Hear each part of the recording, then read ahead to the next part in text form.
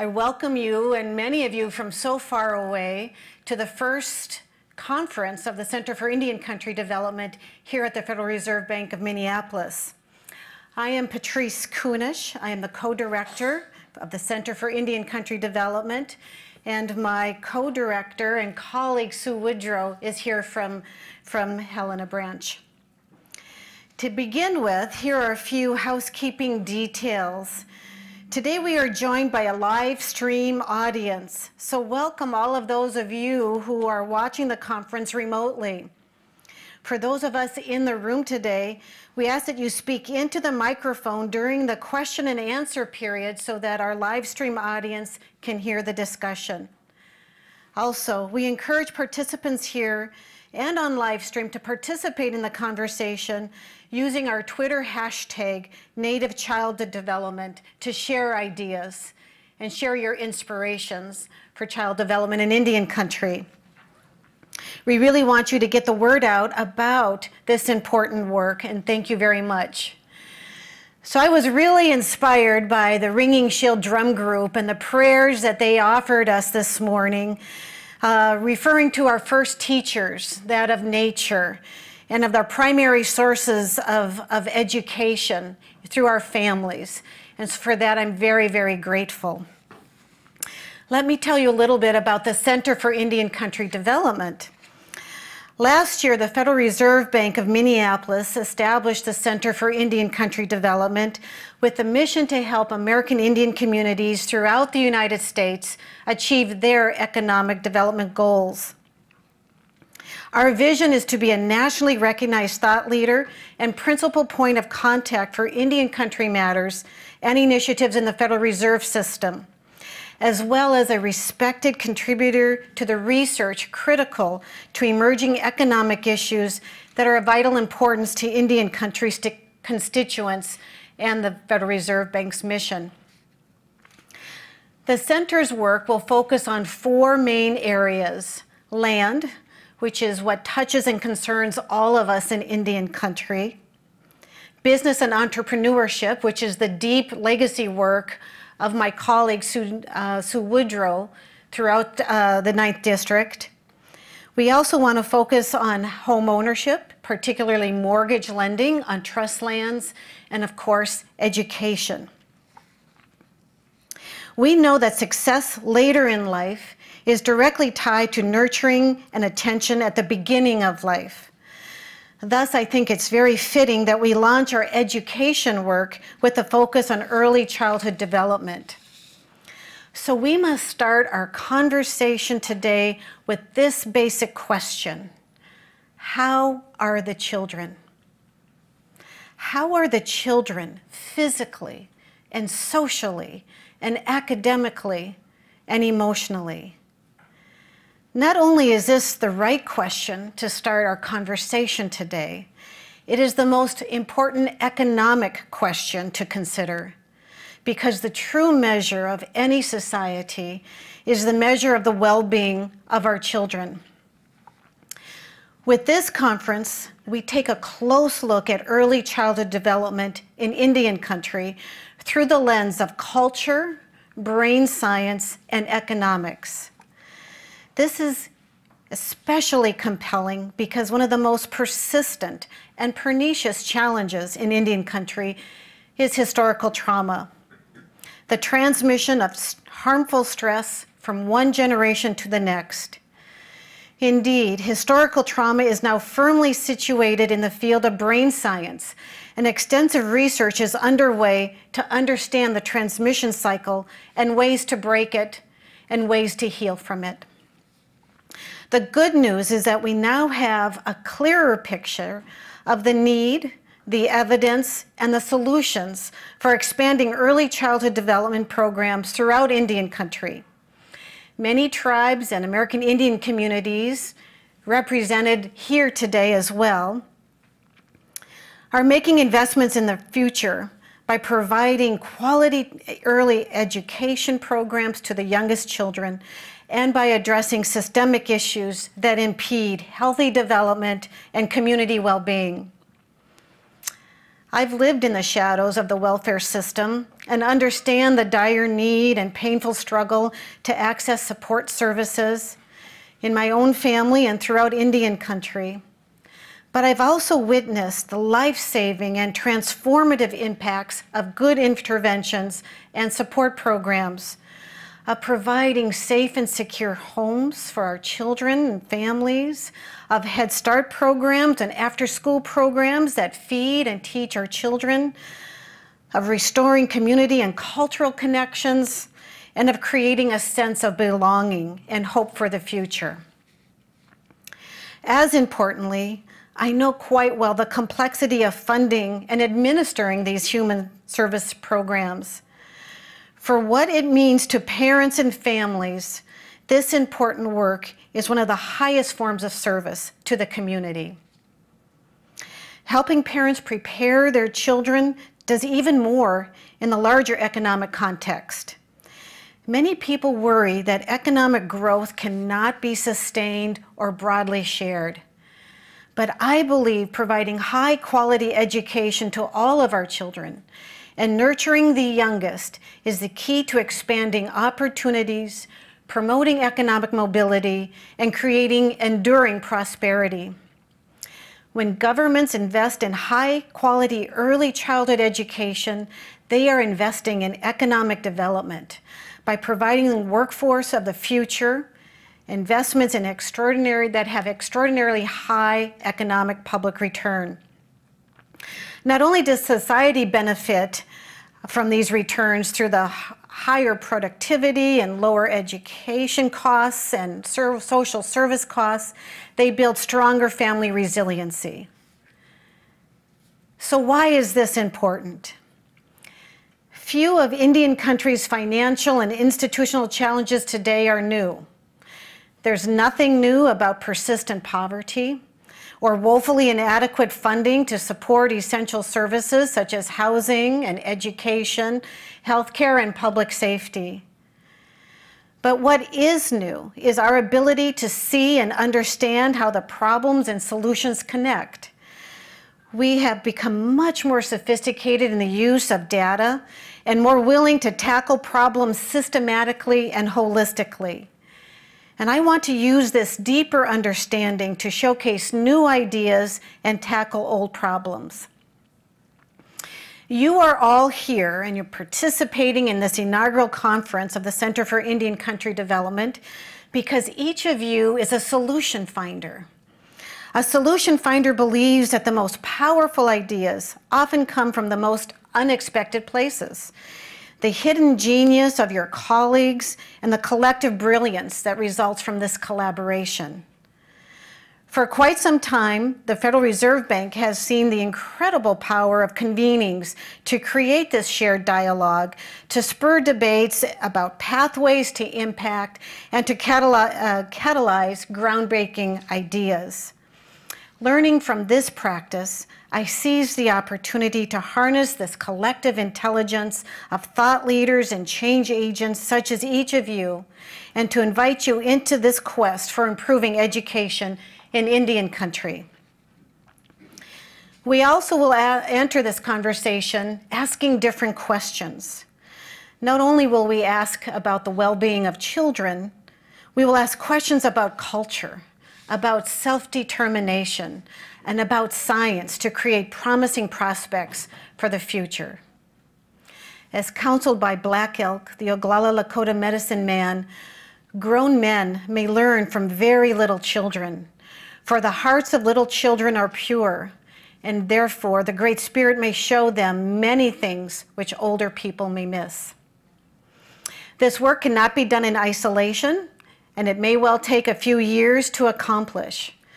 Thus, we need a powerful effort together and in each of our communities to turn around the future for our children. So on behalf of my planning team of Rob and Community Development, the Center for Indian Country Development, and the bank, thank you for being here and for supporting this incredibly important work.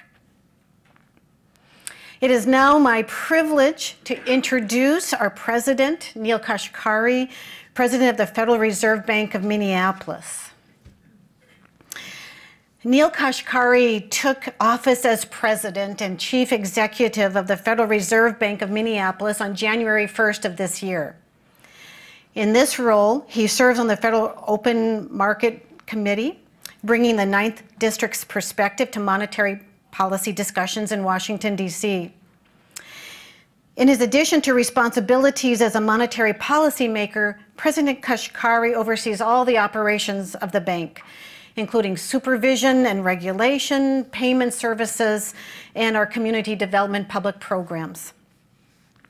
President Kashkari began his career as an aerospace engineer at TRW in Redondo Beach, California, where he developed technology for NASA space science missions. Following graduate school, he joined Goldman Sachs in San Francisco, where he helped technology companies raise capital and pursue strategic transactions. From 2006 to 2009, President Kashkari served in several senior positions at the Department of Treasury. As Assistant Secretary of the Treasury, he oversaw the Troubled Asset Relief, or TARP program, during the financial crisis, and he received the Alexander Hamilton Award, the Treasury Department's highest honor for distinguished service. President Kashkari then returned to California in 2009 and joined the PIMCO organization as managing director and member of the executive office. And in 2014, he was a gubernatorial candidate in the state of California, running on a platform focused on economic opportunity. President Kashkari brought that focus on economic opportunity here to the bank, and we are much encouraged by the voice he adds to this conversation on early childhood development in Indian country. Please help me welcome President Neel Kashkari.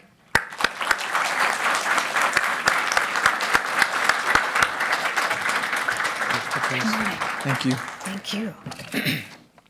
Thank you, Patrice. It's a pleasure in many ways to welcome all of you to this conference. It's a pleasure in part because getting to know a broad range of people like you and to learn about the issues you care about is one of the most important and enjoyable responsibilities of a Federal Reserve Bank president. It's also pleasing because this conference marks a significant milestone. It's the first major conference at the bank for our new Center for Indian Country Development. As Patrice said, we established the center last year with a mission to help American Indian communities throughout the United States attain their economic development goals. Education, one of the CICD's primary areas of focus, is a fundamental building block for reservation workforce and for economic development.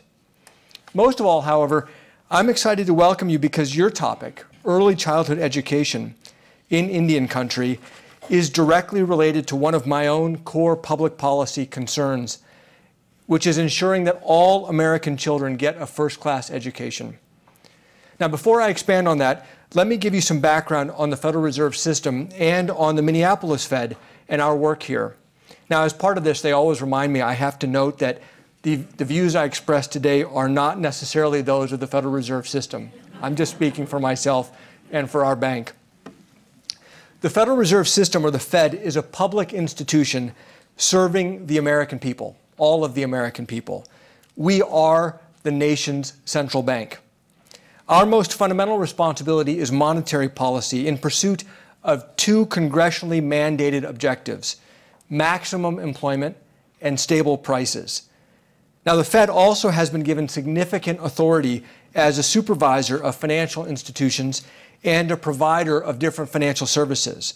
All of these activities are common to central banks all around the world. Now, what makes the Fed different, though, and what brings us together today, is the Fed's decentralized structure. So over 100 years ago, Congress created a central bank compatible with the size and the diversity of our country. Congress decided that this critical public institution, our central bank, should not be based just in Washington, D.C., or just in New York. Instead, Congress created 12 independent Federal Reserve banks dispersed across the country in cities like Minneapolis, where my peers and I are charged with developing a broad understanding of the communities, economies, and the policy concerns of our regional district. In short, we're here to represent you. It is that broader mandate that brings us together today, the opportunity to contribute to an array of public policy issues in addition to monetary policy. While this event is the Center for Indian Country Development's first conference at the bank, I should note that this work builds on a long tradition here at the Minneapolis Fed. As far back as the 1970s, we were engaged with tribal communities on economic development issues. That work has since then accelerated in scope and scale. Now, a key player in that effort has been our Helena, Montana branch executive, Sue Woodrow, who is with us here today. Sue's work with tribes, especially on business development and commercial law codes, is nationally known. Now, unfortunately for us, this will be Sue's last major Indian country conference with the bank, as she has announced that she's decided to retire at the end of the year. Sue, we will miss you and the energy and the focus that you have brought to this work. But you and I both know that this center will be in good hands with Patrice, who will extend the bank's commitment to supporting economic growth in Indian country. This conference also taps into another important tradition here at the Minneapolis Fed, our years of research and outreach on the economic and societal benefits of high-quality programs for at-risk young children. About 15 years ago, two of today's presenters, Minneapolis Fed economist Rob Grunwald, who's there in the back, and our former research director, Art Rolnick, who's here in the front, assembled facts showing that well-targeted investments in early childhood development not only improve the long-term outcomes for those children who receive them, but also yield high rates of return for society at large. This message has resonated all across the country and around the world, as well as in Indian country, as we will see in our conference today. Thus, I am so proud to welcome you to a conference that brings together two of this bank's strongest traditions, our work in Indian country development and our work on early childhood development. Now, to this mix, I add my own firmly held beliefs of the transformative power of education and the importance of providing a good education to all children. Like you, I know that education matters for each person individually and for society as a whole. At a personal level, I believe that a good education is the great equalizer in our society. It clearly has contributed to the success of the eminent American Indian speakers you will hear from today and tomorrow. And by the way, it did the same for me. A middle-class kid, my parents came here from India 50 years ago, and I've lived the American dream.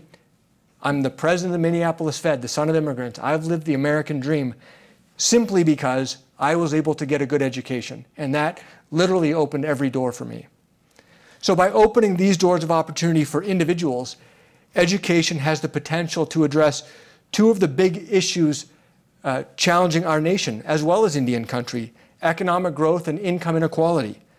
Nationally, growth since the Great Recession has been steady but stubbornly slow, leaving output well below expectations. This has contributed to exacerbating the persistent and wide gaps in income among our country's racial and ethnic groups. These issues of economic inclusion clearly affect Indian country, where average incomes remain far below national standards. Improving and equalizing educational opportunities for all Americans, including American Indians and Alaska Natives, is essential to enhance productivity and growth and to the elimination of racial and ethnic income gaps. For example, Minnesota's detailed educational assessments show that only 44% of American Indian children arrive at kindergarten fully ready to learn, compared with 57% of black children and 62 to 63% of Asian and white children. These kinds of readiness gaps, observed in other parts of the country too, are one reason that American Indian and Alaskan Native children are held back and made to repeat kindergarten at a rate 75% higher than white children. In other words, society is leaving too many Native students behind right at the starting gate. This holds back not only those children, but also our future workforce and our economy. But at the other end of the spectrum, research shows that top-tier Native students are second to none and achieve large personal and societal benefits if they finish college. So it's a national priority, not just an Indian country issue, to ensure that all American Indian and Alaska Native students reach their full potential in the future American workforce. As we discuss how to transform the educational system, it is appropriate to first consider the importance of early childhood programs in carrying forward those gains through K through 12 and post-secondary school. We need to finally and forever close the educational achievement gaps that hold back American Indian, Alaska Native, and other minority communities. To that end, let me share with you some of my own views on educational reforms. First, I embrace the view that access to good schools is every American child's basic civil rights. This is a civil rights issue, and we need to treat it as such. I have an open mind about how to create those good schools and will continue to refine my views based on emerging research and experience. Our 50 states and well over 500 independent tribal governments give the United States a rich laboratory of local educational programs to learn from. Through conferences like this and through other channels, we need to share the examined evidence from schools and education programs all across the country. Tribal community leaders have a great opportunity to use their own sovereign powers to see what works and decide which reforms to champion and adopt in their own communities. In some cases, you have fewer restrictions holding you back. That makes it harder to do these kind of reforms in the rest of the country. For my part, I have been impressed by the ability of many schools to significantly improve student outcomes when families and educators are engaged in the entire educational system. I encourage you to consider the programs discussed in this conference and to seek solutions that work best for you in your own communities to support early childhood development. As you do, I encourage you to think boldly. Look at the educational outcomes in your own communities. If you see evidence of the big gaps that are indicated in the state and national data on American Indian and Alaska Native students, such as test scores and graduation rates that lag well below the national average, I hope you will see the need for decisive action and improvement. One of the things that I learned battling the 2008 financial crisis is that you cannot tackle a crisis with incremental measures. Crises and big problems require big changes. So I encourage you to think boldly, and not in terms of reforming the system. I encourage you to think in terms of transforming your education system to achieve the outcomes that you want. This is urgent work. Your communities and our nation cannot afford to shortchange the current generation of American Indian and Alaska Native students, let alone future generations. I promise you that as you seek the solutions that will work for you in your communities, my staff at the bank and I and the Center for Indian Country Development will continue to support you through research, through outreach, through convenings like this. I am excited to be part of this conference, and I look forward to meeting and learning from you. Thank you very much.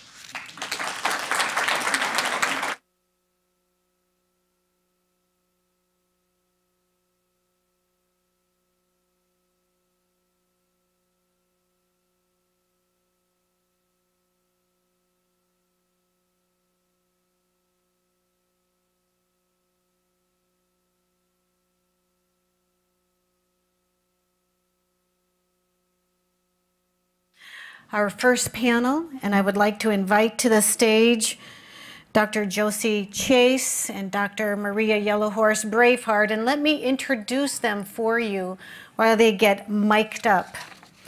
By the way, we have provided full bios of all of our presenters in the packet of material you have on your table. We also have provided some other additional information about some of the programs that we will highlight. And we've given you a brochure about the Center for Indian Country, so you see the full spectrum of our work.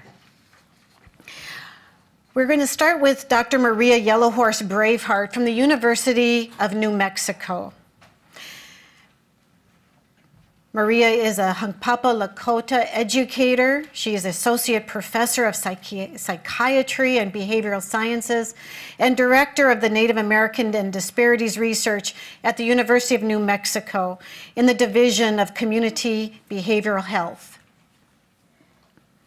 She is founding President Director of the Takini Network Institute, a Native collective devoted to community healing from intergenerational and massive group trauma. She also is the chair of the Special Interest Group on Intergenerational Trauma and Resilience for the International Society for Traumatic Stress Studies. She is joined by Dr. Josie Chase of the Horse Nation Healing Corporation. Josie is Mandan Hidatsa, Hunkpapa Lakota. She is the consultant and director of Horse Nation Consulting and former social work faculty at Oglala Lakota College. Josie's been the associate director of the Takini Network Institute and is co-principal investigator of the Oglala Lakota College American Indian Higher Education Consortium Behavioral Health Research Project, under an initiative to create behavioral health research and curricula at tribal colleges and universities throughout the country. Please welcome Dr. Josephine Chase and Dr. Maria Yellowhorse Braveheart.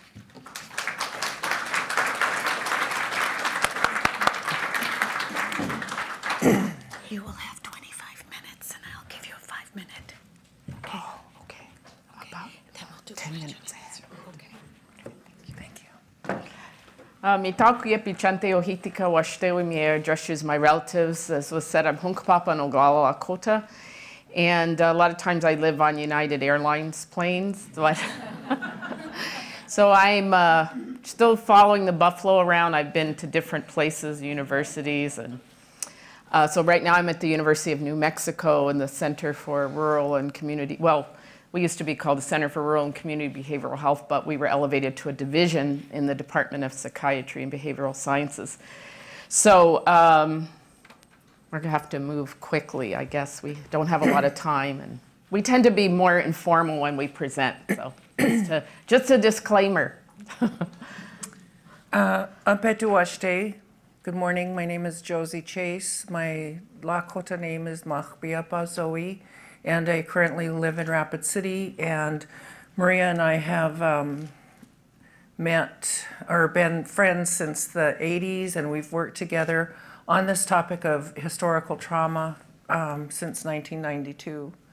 So we've been on our journey for a while, and we've come full circle with our recent study and work that we'll share with you here shortly.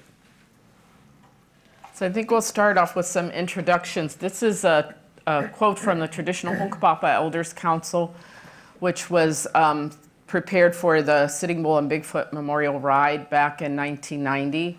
And there's more to that story, but just I know we're short on time. But this is a very eloquent introduction to what we're talking about when we talk about historical trauma. And it says, it is our way to mourn for 1 year when one of our relations enters the spirit world. Tradition is to wear black while mourning our lost one. Tradition is to not be happy, not to sing and dance and enjoy life's beauty during mourning time. Tradition is to suffer with the remembering of our lost one and to give away much of what we own and to cut our hair short. But Chief Sitting Bull was more than a relation. He represented an entire people, our freedom, our way of life, all that we were. And for 100 years, we as a people have mourned our great leader. We have followed tradition in our mourning. We have not been happy, have not enjoyed life's beauty, have not danced or sung as a proud nation. We have suffered the remembering of our great chief and have given much of what was ours. And blackness has been around us for 100 years. During this time, the heartbeat of our people has been weak and our lifestyle has deteriorated to a devastating degree. We now suffer from the highest rates of unemployment, poverty, alcoholism, and suicide in the country. This is another introductory slide. So this explains that sort of original genocide, the original colonization trauma, and all of those things that progressed. Describes how that gets passed on from one generation to another. And we'll hear later from our colleague about more about epigenetics. And this says, I've never bonded with any parental figures in my home. At 7 years old, I could be gone for days at a time and no one would look for me. I've never been to a boarding school. All the abuse we've talked about happened in my home. If it had happened by strangers, maybe it wouldn't have been so bad, the sexual abuse, the neglect. Then I could blame it all on another race. And this person added that, and we had permission to share this, that they were descendants of boarding school survivors. And that's where their parents learned how to drink and were physically and sexually abused, and this got passed on. A third sort of introductory slide is just to say that our communities suffer from high rates of ongoing multiple traumas because of diabetes, heart disease, all kinds of physical problems, plus elevated suicide rates, violent deaths, accidents, things like that. So heart attacks, diabetes, I think I mentioned that before. So many community members feel that they're always in a state of mourning and always going to funerals. So one of the things just sort of related to that is a lot of Native communities have very large, very, very large extended kinship networks. And traditionally that was very rich because you prayed for your relatives, they prayed for you. You helped your relatives, they helped you. But with all of the destruction of different parts of our culture or the sort of damage done, and then the alcoholism, drug abuse, you have imbalance. So, you know, you have parts of that extended family kinship network always giving and always praying and providing, but the other part is not reciprocating because they're immersed in drugs and alcohol and dysfunctional behavior, or don't practice traditional belief systems or traditional relationships.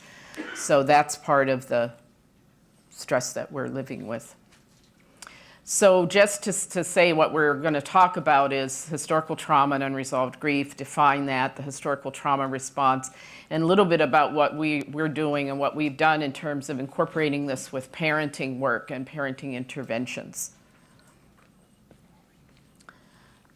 So the first historical trauma and unresolved grief intervention was in 1992, and we've developed that further, and it's been given a nod as a tribal best practice, and we can talk about more of our current work in a bit. Okay, so I think we shared a little bit that we started our work as clinicians, both of us. So really our work grew out of the community. And we're really motivated in this work to, by our commitment to reduce the suffering of our people. I know I was working in child welfare and long-term foster care at the time.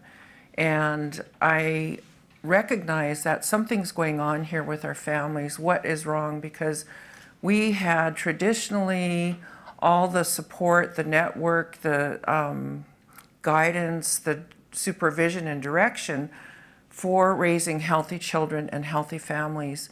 And suddenly here we are, and we have, you know, a large percentage of our children in foster care. Our families are broken down, and our communities also, so much alcohol and drugs. So that was kind of the impetus for me to go on for my master's degree and eventually my PhD. And when I was in my master's program at the University of Denver is where I met up with Maria. And then in 1992, we developed the HTUG, or Historical Trauma and Unresolved Grief Intervention, and brought together 40 grassroots kind of service providers from around the Dakotas to participate in our intervention, and subsequent research was conducted, and we utilized our findings to build the intervention further. So we have this long history. Since 1992, we embarked on working with children and families and have implemented some SAMHSA projects to address parenting issues, and we'll talk a little bit more about that. But basically, what we found was that parents, before they could even begin to think about parenting, had to address their own issues. So that was kind of a real significant departure for us from your traditional parenting models. And then in 2001, we held a Models for Indigenous Healing Survivors of Historical Trauma conference where we brought together service providers from massively traumatized groups, including not only Indigenous Americans, Native Americans, but also people from the Latin American community, Japanese American, and our good colleague, Dr. Eva Fogelman, who is a therapist with children of Holocaust survivors, was present and presented. So that was really a powerful experience, and we followed up with some conferences in 2003 and 4. Mm-hmm. And currently we have an NIMH-funded study that kind of brings our work full circle, and we'll talk about that, but that's really addressing depression in American Indian communities, and utilizes our HTUG model, historical trauma and unresolved grief, and group interpersonal psychotherapy with 2 different tribal groups. So historical trauma, as Maria defined it, is the cumulative emotional and psychological wounding over the lifespan and across generations, emanating from massive group trauma, such as the Wounded Knee Massacre. And in North Dakota, one of my ancestors was involved with the Whitestone Hill massacre, and also other losses such as the smallpox, and other events such as the flooding and damming of our homelands. And historical unresolved grief accompanies the trauma, so that the grief that our people experienced with those losses but were never able to heal from. And the historical trauma response is a constellation of features in reaction to this trauma. The response is observed among many of our Indigenous Native populations, Jewish Holocaust survivors and descendants, Japanese American internment camp survivors and descendants. And we look across history, and it's still being repeated.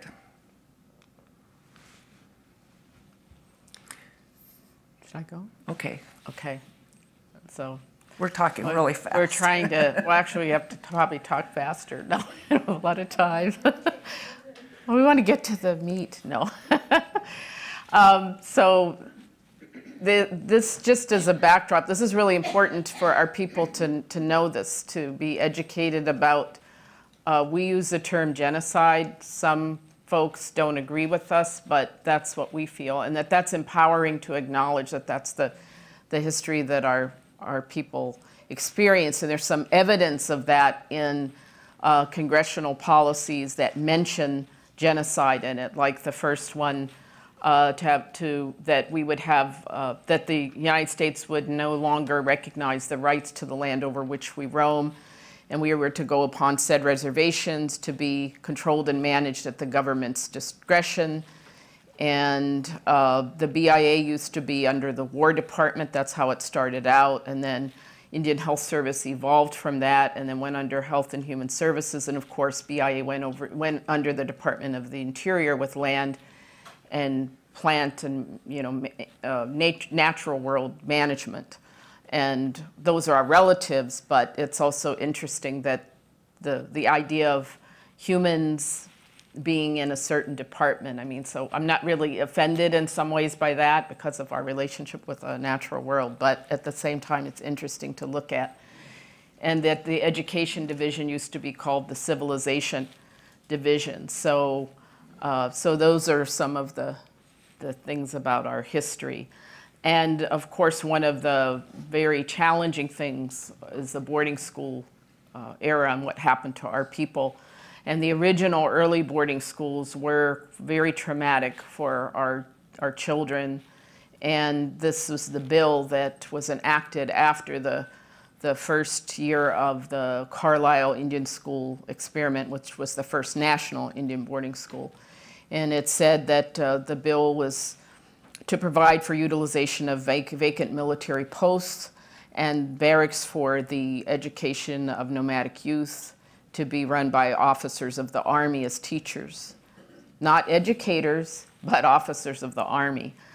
And that education has, as a means of civilizing and elevating the savage, has ceased to be experimental. Best results are obtained with the removal of children from all tribal influence. So this is a root cause that we can look back to in terms of child abuse and neglect and parenting issues with Native communities. And letting our parents know that, as Josie was mentioning in some of our parenting work, is really freeing to our parents, because we start with the assumption that all our parents want to be good parents. All our parents love their children, but they haven't necessarily been given the tools and through their own childhood experiences and from, cross generations, then that's difficult to do. We all learn how to parent from how we're parented unless something in our lives changes that in some way or makes us aware and we become different from how our parents, in terms of the dysfunctional aspects of that. So we started with our parents as wounded. I just wanted to kind of reiterate that this assault, is what I call it, on our culture was comprehensive. It was done with federal policy, it was done through education, and it was done through religion. So it was, I guess in military terms, I'll just, what I hear is a full frontal attack. That's really what happened to our people.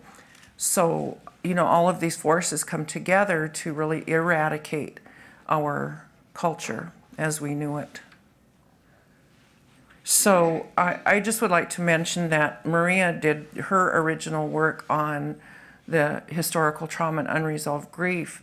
I later went back to work on my PhD, and I did original research on the effects or impact of boarding school on parenting. So I interviewed people who had attended boarding school, what their experiences were and their perceptions of how they learned to parent while they were at boarding school, and then how they parented their children. So that's this kind of intergenerational transmission also of values, skills, and behaviors. So I think probably if I asked all the Native people in the room, and asked who either went to boarding school, had parents or grandparents who went to boarding school, and I think that would be a large percentage of the people. But basically, they separated children from their parents, their families, their culture, their community. And, there were a lot of psychological effects in terms of grief, abandonment, and then, both the children couldn't really comprehend why they were being taken away, and the parents felt powerless to do anything about it. So that's a good segue into the historical trauma response features, which is that reaction to this massive group trauma.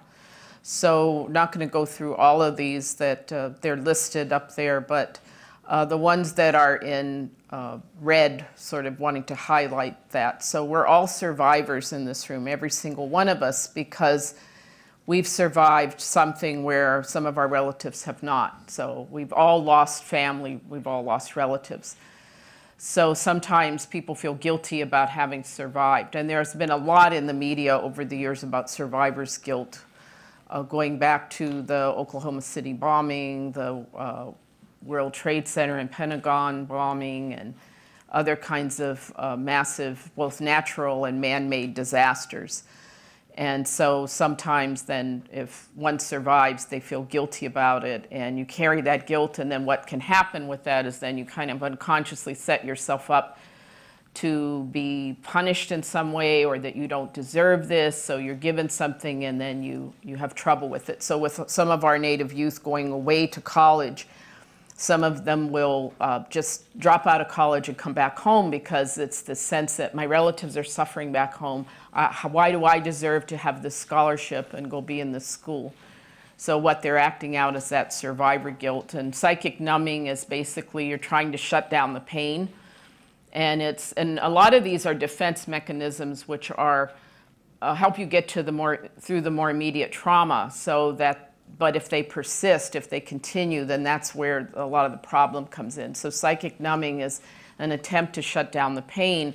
But what happens with psychic numbing is you shut down all your feelings, basically. So you sort of walk through life feeling numb. You don't feel pain, but you don't feel much love or joy either.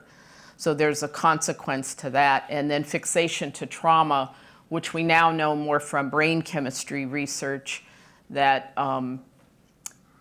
the fixation to trauma is not just a psychological thing, but there's sort of a traumatized brain. It's almost like you put on a pair of glasses and everything you see is through trauma lenses. So everything's a potential threat.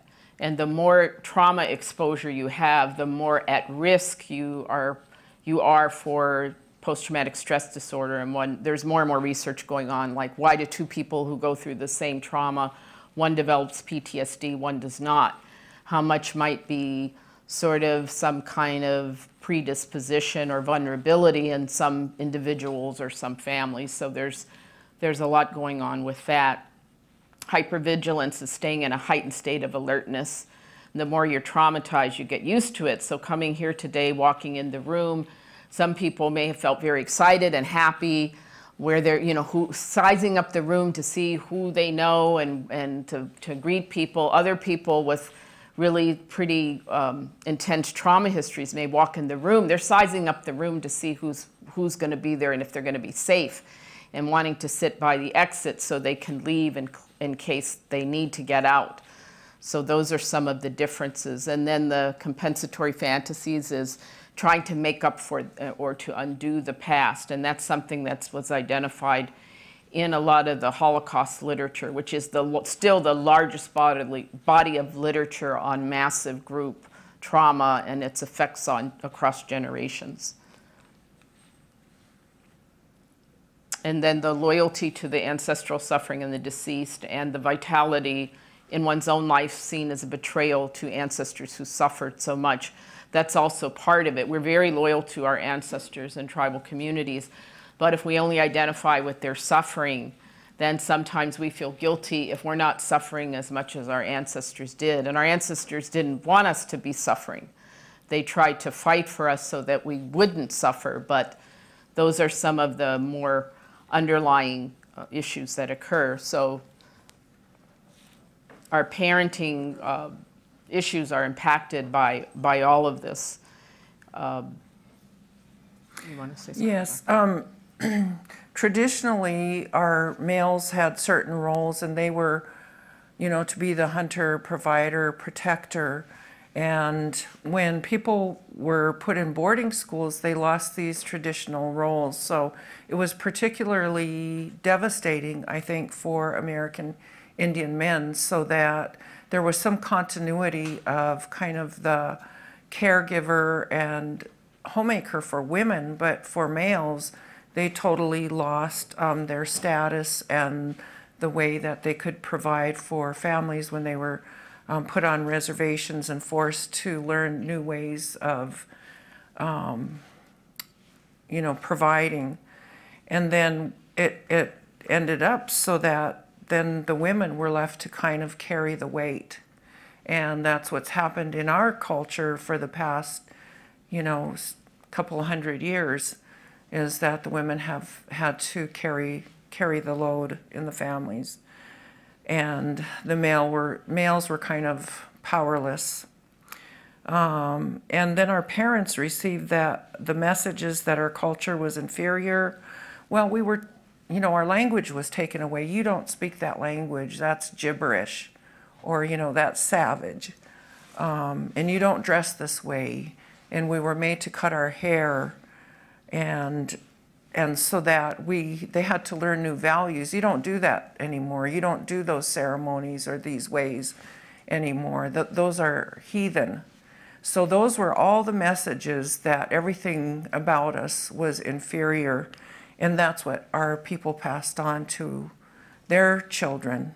So that I would say probably in the 50s, when a lot of people also were what we call relocation or relocated to large urban areas so that they could be assimilated into American society.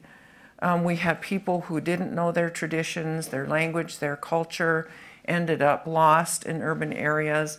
And subsequently, a lot of, well, due to policy as well, and this kind of thinking that our children were removed, many of our children were removed from their families and adopted out into non-Native families. And one thing that just with that relocation, that was also dovetailed with, okay, we have 10 minutes, thank you. Dovetailed with the Termination Act of trying to do away with all of the treaty obligations and to do away with reservations. So it was a policy plan. So a lot of the policies that affected Indian country they weren't just something on the surface, there was something behind them, which was again at getting at the land. So I think just a couple of, we'll mention a couple of quickly, that identification with the aggressor and internalized depression are two things that are relevant for our people and for other oppressed peoples, so that we tend to identify with the aggressive parent, something that Anna Freud's daughter, did some work on in terms of her work with children, and that this has something to do with abuse, and that kids who are abused start to feel very bad about themselves. They internalize that, and they sometimes then will victimize others or continue to be a victim in their life. And on a more general global group population ideas, the internalized depression, that we take that on and then we hate others like ourselves, because we hate ourselves and others like us. So that's sort of the thing that goes on, and that was Paulo Freire's theory, that one of his earliest books was Pedagogy of the Oppressed. So in terms of our healing work, this is basically the model, and it's just starting with our past and getting on the same page about our history. A lot of our own people don't know the truth about our own history, because we see the same media and we get the same kind of history books that everybody else gets. So unless you really get involved with oral history and traditional histories, that you may not get the whole story. So starting with that, understanding trauma and how it affects the brain and the body, and we'll hear more about that in a few minutes, and then releasing our pain and transcending, moving beyond that, and at the center, the return to the sacred path, because our people always had this sense of ways to heal ourselves. We had our ways of grieving, we had our ways of mourning. Every culture has its own way, and there's wisdom in that fits that particular culture. So we need to decide for ourselves, how should we grieve and mourn? How do we deal with that in a way that's, I'm thinking of a clinical word, syntonic, that's sort of congruent with our own ways of being and our own traditions. So this is just a few slides about the research and if I could just add something, what President Kashkari mentioned earlier about healing children, and that it's more than just providing a good education. It's this whole concept of having a healthy environment, a healthy mind, a healthy spirit, and healthy body in order to get a good education. So I think with this, we'll just go through it quickly, and we've already told you a little bit about our basic approach, but starting with the collective traumatic past and everything that goes back, it helps for people to feel not so stigmatized. Like, of course, you're at a loss for what to do with your children and feelings that you're having yourself, and depression and sadness and grief and violence in the community, because this all is a progression of this original trauma. And in our experience, it helps people to feel better, to be more open, to look at themselves. And so we share traditional tribal values because our children are sacred and they were placed at the center of the nation. So the kind of ways Native kids get treated today in some communities and families is totally foreign. There were very strong incest taboos in tribal communities. These things were not, we didn't believe in corporal punishment of children. So women and children were never the property of men in many tribal communities. So these things, so we have a lot of protective factors in our traditional culture that we can go back to and build on to combat some of these things. So we educated our parents about all of those things. And then the young man earlier this morning talked about things that he learned from, I think it was his grandfather. I was getting coffee. But those are the values and the traditions. They had a reason and a purpose about how to be, how to conduct yourself, generosity, compassion, and having a good mind. So those are the things that we all integrate into our curriculum and teach parents. So I think we can fast forward, Okay, because we're going to be about out of time. I think it's important, we'll say that, to go over the risks and protective factors with parents and educate them about what the research says about, like one of the things that comes to mind is non-use of substances. I'm not saying moderate drinking. I'm saying non-use. That's what a lot of the literature says, that is a protective factor against your children growing up using. So modeling that in your home of total abstinence is something that helps them. It doesn't mean they're not going to go experiment. Addiction can run in families, but that you're arming them with the best role modeling you can. So our parents feel more competent as parents. They increase their use of traditional language and improve not only their relationship with their children, but their parents and grandparents, and increase pride in being who they were. In this case, it was with a Lakota parent. So we had some suggestions.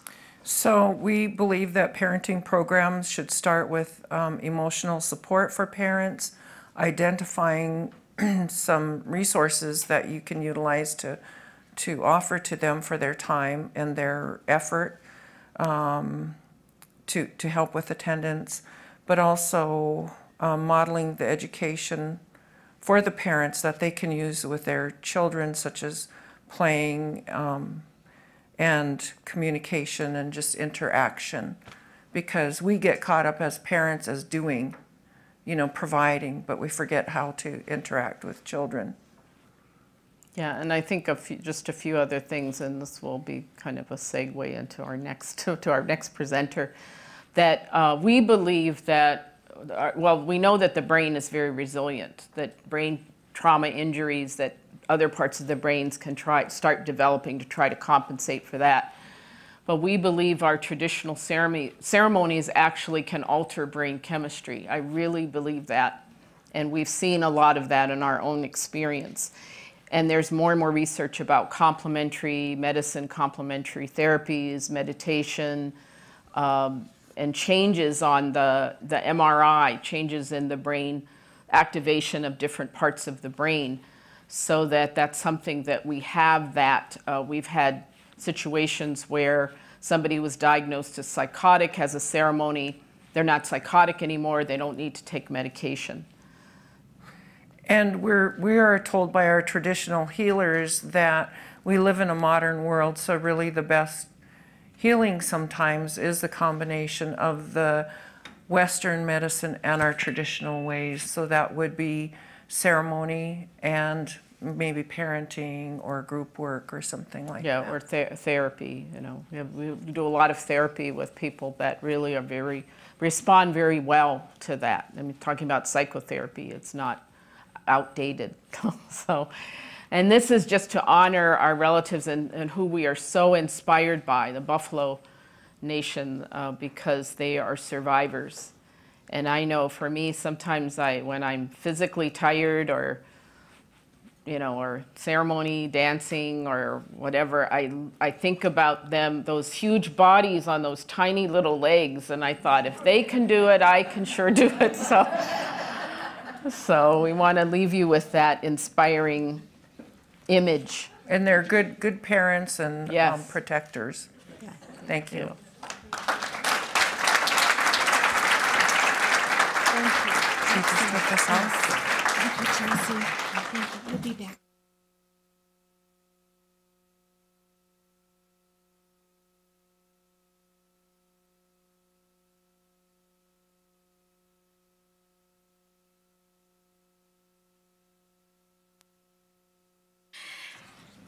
Who's getting mic'd up as well. Megan Gunner from the University of Minnesota is a professor of child development. She is the principal investigator for the International Adoption Project and is co-principal investigator of the Early Experience Stress Neurobiology and Prevention Science Network. These women are really impressive academics, I have to tell you. She has studied children living in orphanages in Romania and Russia, and with her students, she traces the development of post-institutionalized children in the months immediately following adoption. Please welcome Dr. Megan Gunner.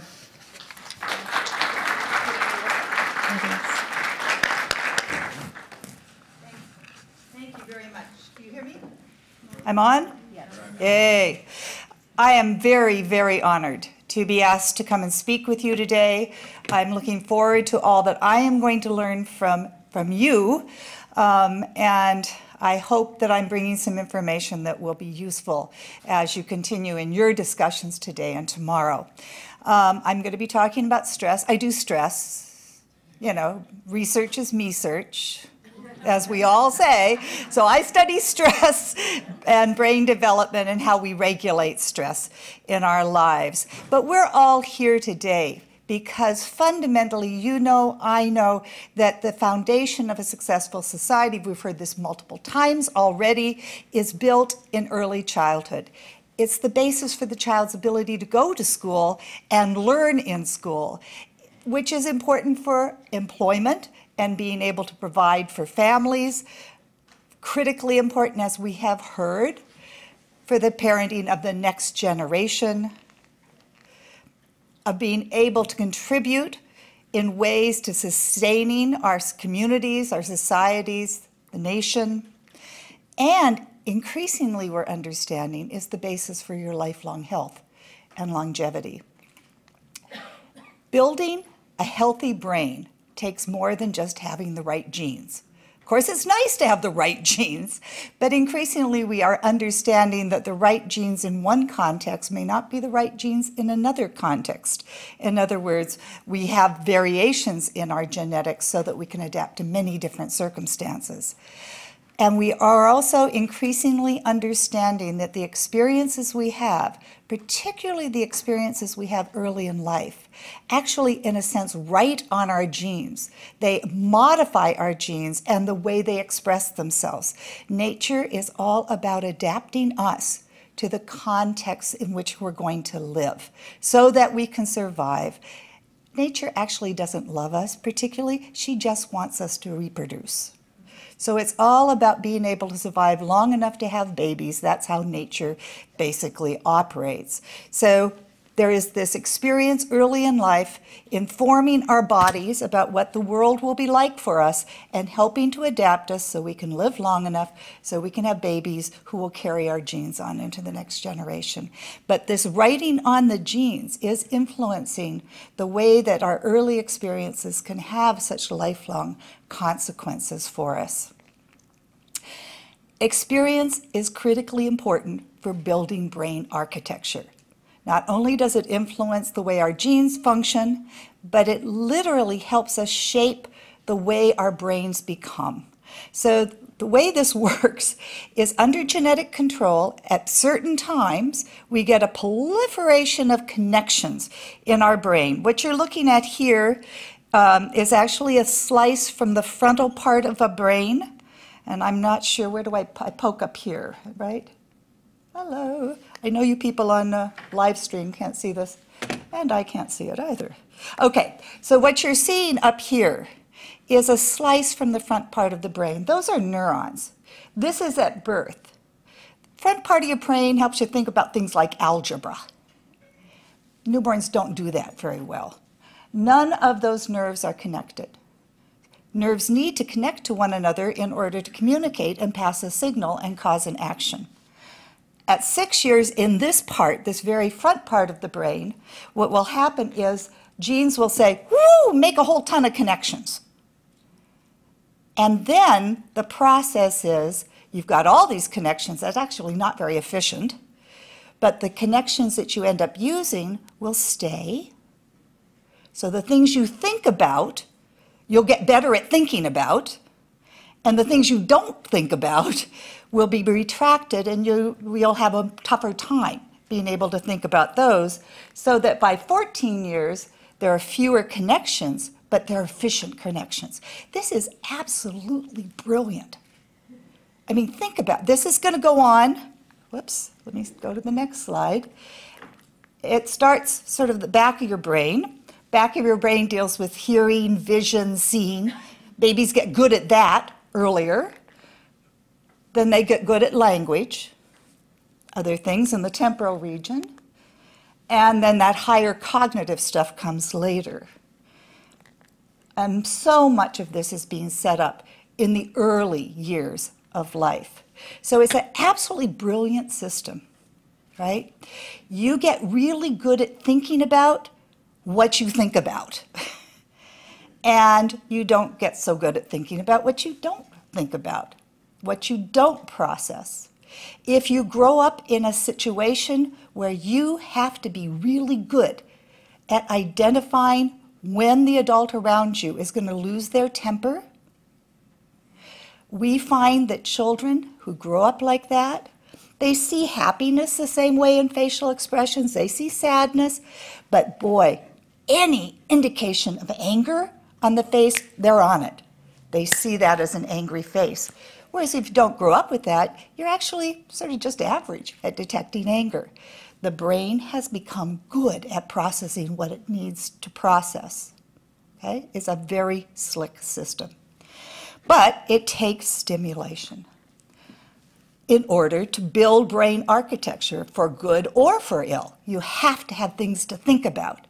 And you really have to wonder, what was going on? We are born one of the most helpless mammals on the planet. We can't get our hand to our mouth. We can't see more than about 6 inches in front of our face initially. We can't roll over. We can't pick anything up.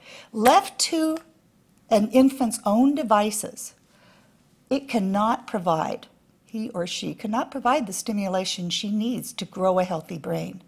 This is why the children that we study who grow up in orphanages that have not received much stimulation end up being about one to 2 months delayed for every month they're in the orphanage. That by 12 months, we can't even score them on developmental programs because they're too low. Now, if you add stimulation into the orphanage, that's a different matter. But neglect and the absence of stimulation is probably as devastating or more devastating to brain development than physical and sexual abuse. And it certainly is much more devastating because that's what we see early in life, right?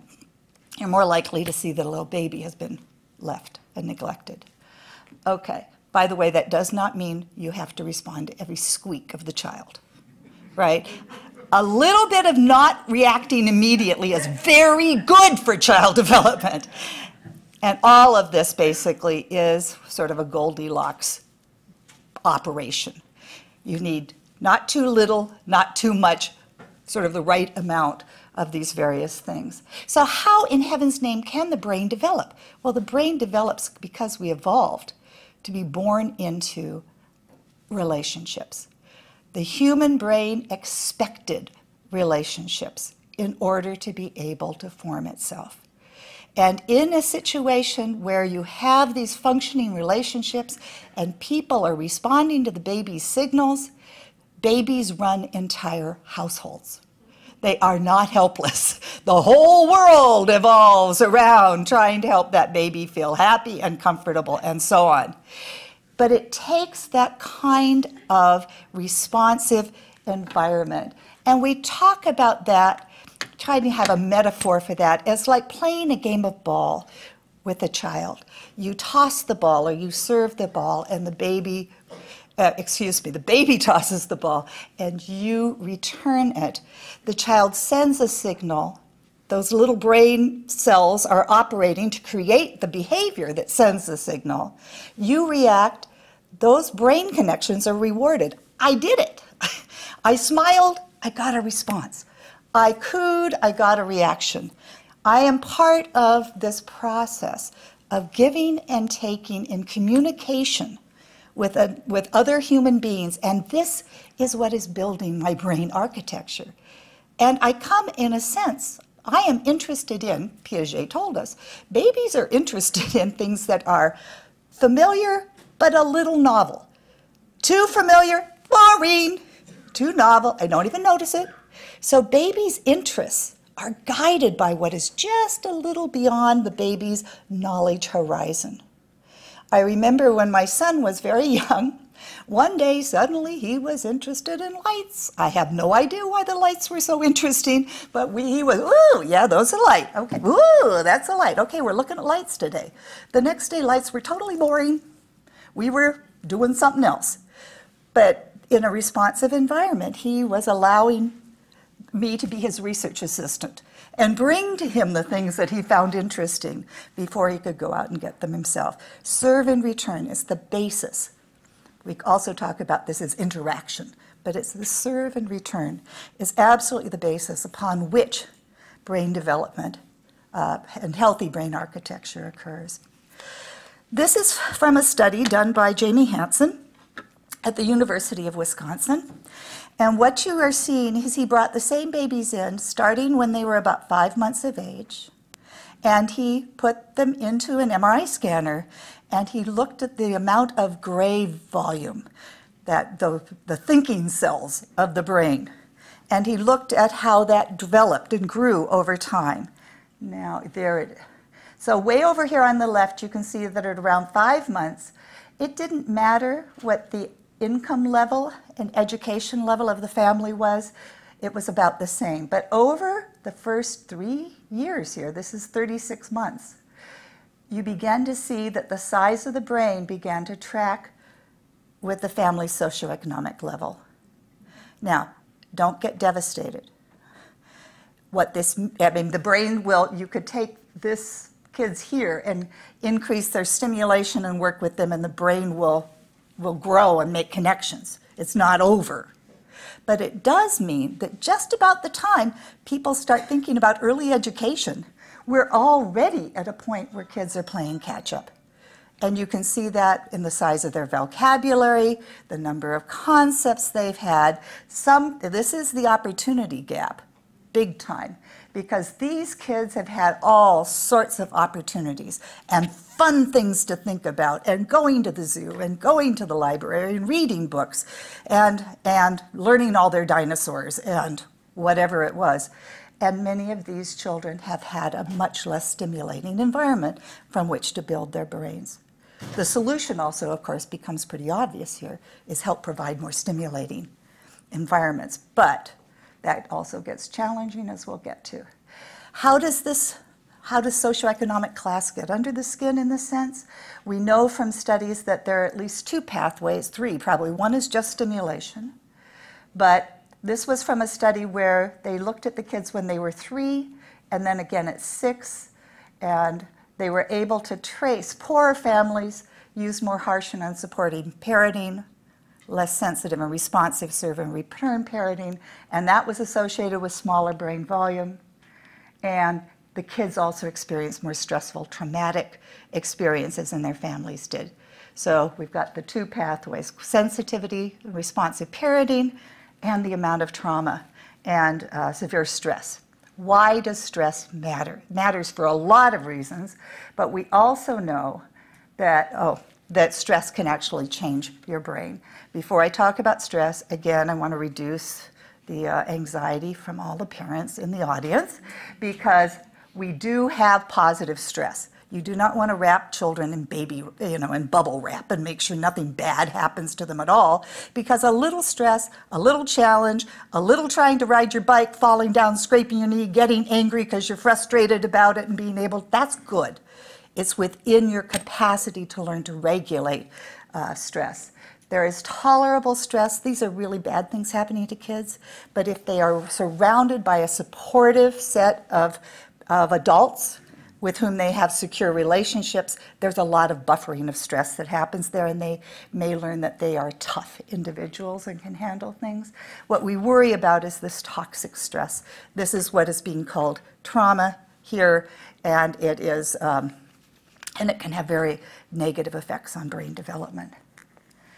So I had videos where those serve and return in this talk were videos, but I'm going to talk you through it. One of the things that we know is the hormone that I study, which is cortisol.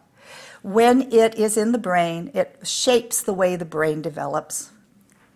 It enhances the development of areas of the brain that are involved in processing threat, like the amygdala, and it actually reduces regions of the brain that are involved in reflection. This hormone, when you have a lot of it hitting you over and above and it's not regulated, will help you be capable of learning threat really well. We know from animal studies that the animals who have had that experience, we can fear condition faster than animals who haven't. So it's not necessarily it's adapting to a threatening environment. But it is very difficult to then sit in school and need to be reflective and learn about things that don't matter right now, because it's easy to be triggered out of that. Does that make sense? So it's altering and shaping the brain in ways that really challenge one's ability to be calm and reflective and not shift into a defensive mode quickly. You probably can't reverse some of that, but you can learn to compensate for it. I really like the way you said it, because we hear all the time about reversing effects. And no, you don't reverse effects, you learn to compensate, ways to compensate, ways to learn to live better with who you are and structure. And that's what a lot of the therapeutic interventions really do for folks, I think. So, we don't want to just end here in a bummer. What we want to do is think about how we can build resilience into our families and into our kids. And we're talking about situations where historical trauma and other experiences are leading to an increased risk that we will weigh the scale towards negative outcomes. But on the other side are the potential protective factors that we can build into our communities, into the programs you're working on, dealing with, as I love this description of working with historical trauma, helping people understand why they have the feelings they have, helping build community that can be supportive, and building those protective factors. The more protective factors you have, the more adversity you can deal with and still actually come out a stronger individual rather than a weaker one. The most powerful protective factor children can have is a secure relationship with one or several people, that parents, grandparents. It doesn't have to be someone who is biologically related to you, but it needs to be someone who's constant in your life. These secure attachment relationships are built on sensitive serve and return patterns of history, so that the child comes to understand that in the presence of this person, or if I can get to this person, I am safe. They're for me. I can trust this person. when you watch children in secure relationships with their parent, it's like the description of a king. You know who the king is because they sit down without looking to see if the chair is there. There's so much trust that I don't have to make sure that you're paying attention to me. I know you're paying attention to me. We would go to church, and my child would try something, and he wouldn't like it, and he would just reach behind like that. And, you know, knowing that I would pick it up, he didn't have to look, would you take this? No, of course you're going to take it. You're my slave back there, right? Secure relationships, trusting. I've studied this for years. And one of the things that I have found to be most profound is that when you have, as a child, these kids in this study were 18-month-old, I tried to scare them. I spent my life scaring children. I used a clown, most terrifying thing for most kids. Send in the clowns, and many of the children were fearful of the clown. They're 18 months. I would take measures of their stress hormone response, this thing that can change and shape your brain. If they were in a secure attachment relationship, what you see there, this is a change score. That line indicates plus or minus that is where most of the kids fell. They didn't respond at all. Their stress system, they were crying, they were fussing, they were like, oh my gosh, I'm terrified of the clown. But the attachment figure was there, and they didn't kick in a stress response that would have changed their brain. The ones who were insecurely attached did. They had what I think of as a leaky buffer. I've seen this for kids going to the doctor, for getting shots, for other things that can be very distressing. In the context of a secure relationship, this powerful stress hormone system is quiescent. You know whose hormone system reacted, don't you? The parents, right? They react, you get to your parent, and then your parent takes care of the problem, right? You fuss and cry to show your parent that you're scared, and your parent will provide security or will indicate to you, it's okay, you don't have to be afraid of the clown, but you can sit over here on my lap.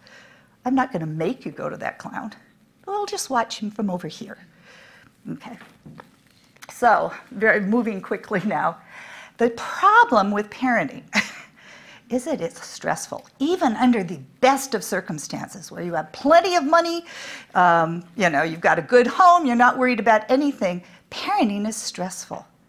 And so half of the time, we are reaching into our bag of tricks to respond to our children, and we're doing it under stress, under pressure. Now, children come with beautiful emotions.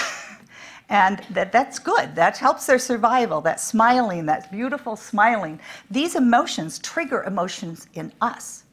And that's the second challenge, because as they're triggering emotions in us, they are also bringing up our own childhood experiences. So we are always parenting with our mother or father. You ever had that experience and things come out of your mouth and you go, oh my gosh, I thought I'd never say that. That was my mother. Oh my gosh. No offense, Mom, but really, there were a few things you said. So we're always parenting that way. Beautiful, happy children, that helps, but they aren't always beautiful and happy. And the crying, distressed, angry baby triggers really difficult emotions in us, right? It triggers a sense they're rejecting us. If you've got any sensitivity to being rejected, boy, that's tough. They trigger it just like, if it would only, cry for 5 minutes, fine, but you've been crying now off and on for 10 hours and I'm losing my mind and my stress is kicking in all my defensive mode. And if I have a low threshold to kicking in defense, this child is now a threat to me.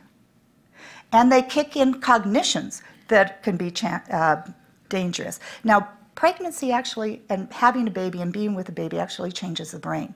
It alters the way we react to cries. It makes them less irritating. It kicks in more of an empathetic response. As my husband said, before I had kids, I never understood how any adult would put their life at risk to save a child. Now I can imagine how you wouldn't.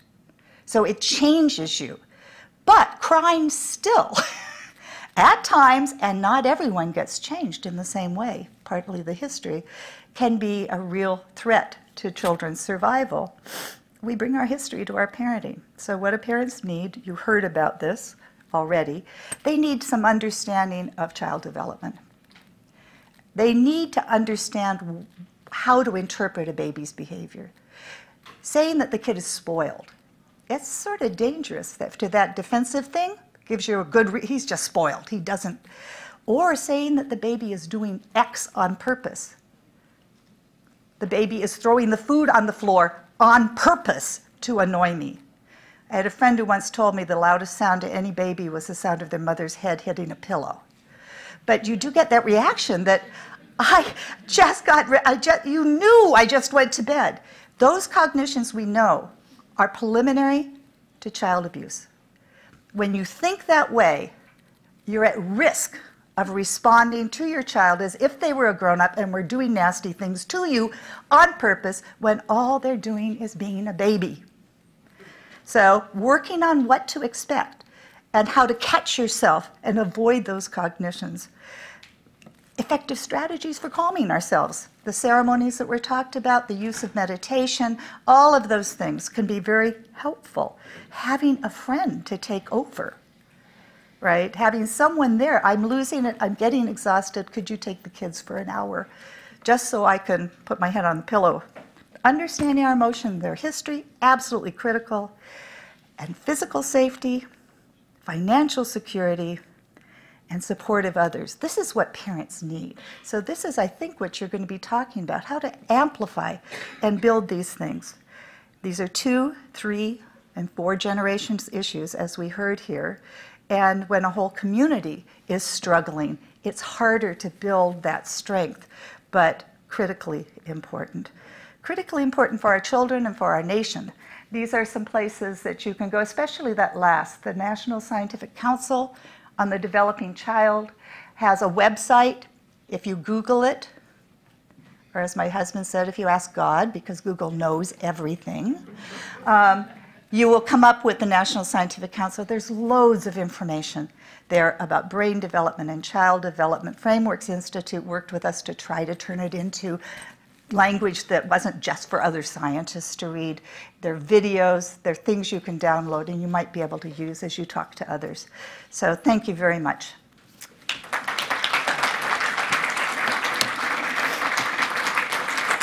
Would you come back again? Are we? We are going to invite Dr. Maria Yellowhorse Braveheart and Dr. Josie Chase and Dr. Megan. Megan. I don't even know Okay. Megan anymore. Would you come to the stage and we'll do our question and answer. Oh, do we keep those? Are we supposed to keep the lapel? Okay. I'll take it back. There we go.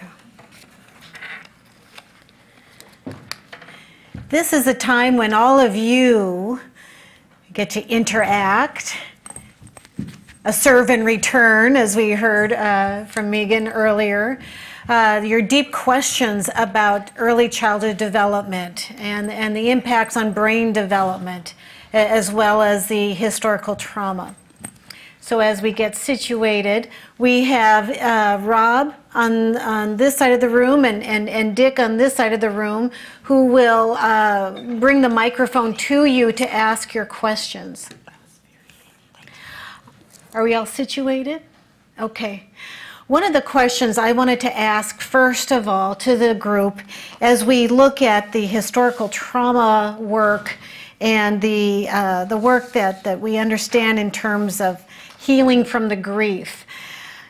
We heard that women carry the grief of the nation, and I think you've looked at that very, very closely, very seriously. And I'm wondering if you can tell us, in your experience, how you work with women particularly in terms of handling that grief and then their role and work as a parent. Because we know we need healthy parents to encourage healthy development in their children. So if you could speak about working with women and healing from their grief. I guess I'll start. One of the things that I want to mention is that we didn't have time to mention is about Native men. Actually, because when we did what the original the dissertation research back in 1992, which was the first version of the historical trauma and unresolved grief intervention, we looked at gender differences between, so we were only, at that point, we were only looking at heterosexual men and women. That was who was in our group, in our sample. And so the women actually, before the intervention, started out with higher levels of joyfulness. It wasn't very high, but it was higher than the men. At the end of the intervention, the men went up to like almost 80%. And even though the women's joyfulness scores increased, they were lower than, it was a lower elevation than the men's. So something happened for the men, which I thought was really important to look at in that context. And what we thought is, because we really went back and revisited all the history, and including especially the Wounded Knee Massacre, for example, and that because men were disarmed, and those men who were still alive, because a lot of men had been killed by then, were unable to protect the women and the children, which was part of their traditional role. And I feel like they were carrying this guilt. So when we presented the history that there was no way they could have done that, and it was not their fault, they just really became joyful. But we also had reports from the women that, I remember one of our colleagues said, "I'm in Lakota heaven," because the men that were there were so just involved, and a lot of people were very traditional. And thinking about one of my brothers who would make coffee every morning and bring us coffee, so a lot of the men were serving the women as well. So there was a beauty of that. So I think I just wanted to point out that both men and women have been traumatized by all of this in different ways. There was something that the White Buffalo Calf woman who brought the pipe to the Lakota Nation had said, according to oral histories, that the women would carry the grief of the nation. So sort of predicted that. But I think because of our maybe greater openness to experiencing emotions, and I think our role in terms of as mothers and with children. But I also see Native men as, this is kind of my own bias, as more relational than men in the mainstream society. Our men cry in our ceremonies. And so, traditionally, I think there's less difference. We had certain roles, but I really think there's less difference. And traditionally, they did not oppress us, and the men did not oppress the women. So, if you go back far enough. And if I could say something, I would like to acknowledge Virgil Kilstraight and Bennett Tuffy Sierra, who are some of our original members of the Takini Network, but they taught us a lot about male grief and male healing. And I think that, part of this, the way that our Native males coped or made that transition is with serving in the military, because we know that, our Native males serve in greater numbers than the average American, other average American groups, populations. But so that's one way they coped. But I think now with the kind of resurgence of our traditional values and knowledge, like the ceremonies and the values that we listed of compassion and generosity, and there are other ways that men are really taking the lead in our communities. Like one of the ways that we had was the Bigfoot Memorial Ride, and that was led by Virgil and other men who rode in to follow the trail of Bigfoot, Chief Bigfoot, after the death of Sitting Bull in South Dakota in the middle of winter, from the Standing Rock Reservation down to Pine Ridge, where the Wounded Knee Massacre occurred. So that was it 4-year healing commitment. 4 years of the preparation, and then the 5th year was the actual was actual ride. And so it started out at the site of Sitting Bull's assassination, and some survivors were incarcerated up there, and some made it down and joined up with Chief Bigfoot, and then went down to Wounded Knee, and then were massacred at Wounded Knee. So they pray, and so following that, there have been many other efforts now. I know here in Minnesota, there's the Mankato Ride to memorialize the 38 tribal members who were hung in Mankato in 1862, I'm sorry, 1862. right around the time of the signing of the Emancipation Proclamation, Right. Exactly. President Lincoln signed that order to hang innocent Dakota warriors. So So, just mentioning that. yeah, so there's, they've really joined us in the healing, Okay. I think, is. Very good. Thank you. We have a question here. Good morning. Thank you so much for your presentations. My name is Anita Fineday, and for a large part of my career, I represented mothers, usually mothers, in the child welfare system, and then worked as a judge, a tribal judge, hearing lots of child welfare cases. One of the things that you said really alarmed me about talking about neglect being more damaging than physical or sexual abuse. The majority of children, Indian children, are removed from their parents because of neglect. The far that outweighs all the other reasons. So I just wanted to say the President Kashari, challenged us this morning to talk about transforming systems, not just tweaking them around the edges, but we need to transform them. So you have 2 minutes to tell me how would you transform? We're here to talk about early childhood education, but how would you transform these systems? How do we begin that work to transform these systems, to provide the supports for these parents so that these babies' brains can develop and so that they don't end up in foster care? Thank you. Critically important question. And if I could do it in 2 minutes, they'd give me the Nobel Prize. We can't just target one thing, right? This is one of the challenges that we've had, is that we come at this saying, we'll target this, or we'll target that. If you're going to transform a system, you target all layers of it at the same time.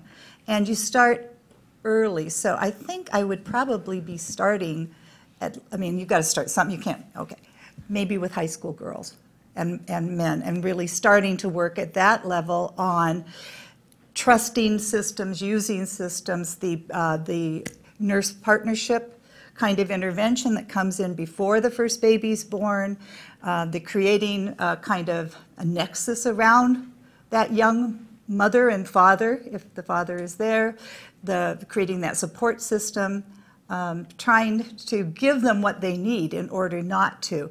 And of course, getting the drugs and alcohol out. Right? That's really, really a tough part. But with drugs and alcohol in the mix, it's really, really tough for parents not to engage in some neglect. Right? So I mean, these are tall orders. I don't know how you get the drugs and alcohol out. If God gave me one wish, it would be that no mother consumes alcohol or drugs during pregnancy. Kids would start out in so much better shape, and so would the moms. But does that help at all? But taking a kid out of their home is about the last thing, and building the NE Casey, is it the NE or the other Casey? Anyway, they're building, when you do have to remove to foster care, they're working on trying to make it be in the community in relation to that family. And so the family, in a sense, enters a relationship with the foster family, the parents, the whole group, in a sense. So like building grandparents in or something. I know something that we had talked about a lot is we had wished that with our parenting intervention, we could have actually started it at all life stages. So even preschoolers, because little kids play with dolls and they fantasize, so you could start intervening to teach them how to parent with those dolls, and all the way up through grade school, high school, because it's not really taught in the schools. How do you parent? How do you be a good parent? So they have that role modeling. And part of that is one of the things that certainly for the Lakota and other tribes that had no mind or mood altering substances, and including tobacco was not traditionally used in our chanupas and our pipes. So we have that strength in our traditional culture. And then if you look at how alcohol was implicated in the assassination of Sitting Bull and in the Wounded Knee Massacre, and teaching our people about that, it's complicated because I know that there are addictive processes that occur. But if you can somehow just keep people away from it, if they, I know there's tension about total abstinence versus teaching moderation, but certainly a lot of the literature is the safest thing to do is no drugs or alcohol at all in the home, and modeling that. So I'm just thinking about it all stages and on all fronts. I've been an advocate for many years that parenting should be a requirement for high school graduation, because that's the most important job that we'll ever do. And I don't know where to go with that, but I think that should be a requirement for graduating.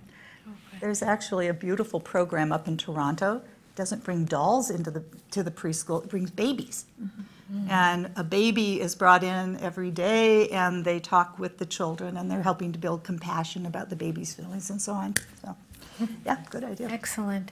I think we have another question here, right in the front. Good morning. Jackie Dion with the Minnesota Department of Health, Director of American Indian Health, and I appreciate the presentations this morning, and thank you all for bringing such insightful information here to this group. I don't know that I have a question, but I do have a comment for more conversation, and it's not going to be answered in 2 minutes. But the genocide that happened to us as Indian people isn't known to the masses like other genocides to other populations. And that in of itself is a huge issue that we face in this country.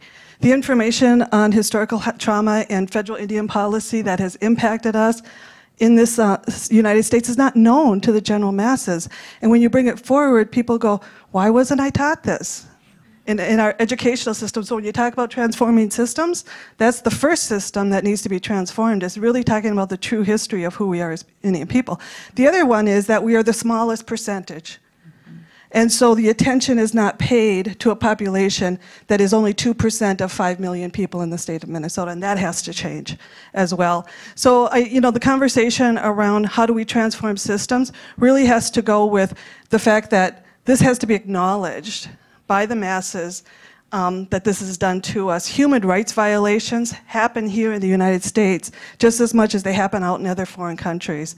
And so I put that out there as a conversation about transforming systems that we really need to have a major conversation about. Thank you. Thank you, Jackie.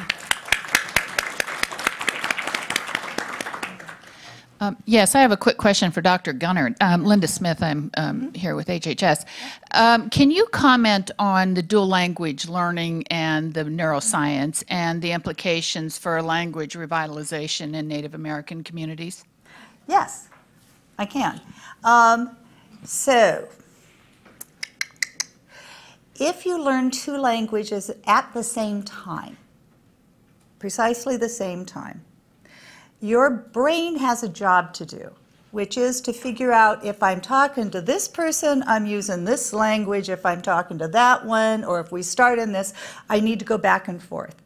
That capacity to inhibit one language and use the other requires something called executive function. That uses this front part of your brain, and executive functions are also what we use to regulate our behavior. So one of the things that's been very interesting to see is that children who grow up learning 2 languages at the same time develop better certain aspects of executive function, because they're using, remember, the brain does what the brain does, right? It becomes what the brain does. They're using that, and that actually is one really very interesting and nice fact to know. You do learn your language more slowly because you're getting the same number of words. It's just some of them are in one language and others are in the other. So language learning is a little slower, but you ultimately get to the same place. The question is, and a lot of families are doing this immersion stuff, is am I helping my kids' brain development if when they get to kindergarten I send them to Chinese immersion school or this immersion or that immersion? They're helping them learn another language. It isn't quite the same thing as learning two precisely at the same time. We also know from looking at regions of the brain that are activated when certain words are said, that if you learn two languages at the same time, they actually overlap in your brain in where you're activating. So they're really coming along together. If after a certain age you start learning that second language, they're actually in two different places. So the way the brain deals with language differs by when you start learning multiple languages. But we are a language learning organism. That's one of the things we do really better than any other species. And so learning language, using language, communicating, it's what we evolved to do. Babies are so primed to learn. They're really primed to communicate, using whatever tools they can come up with to communicate with others. Beautiful. Thank you. We have a question in the back. Bonjour. My name is Barb Faber, and I'm from White Earth Ojibwe Nation. So can you explain, any one of you, the correlation between, of course, the historical trauma, the epigenetics, and ACE, adverse childhood experiences? I think that's a good question. You want to start? Very good question. Thank you, Barb.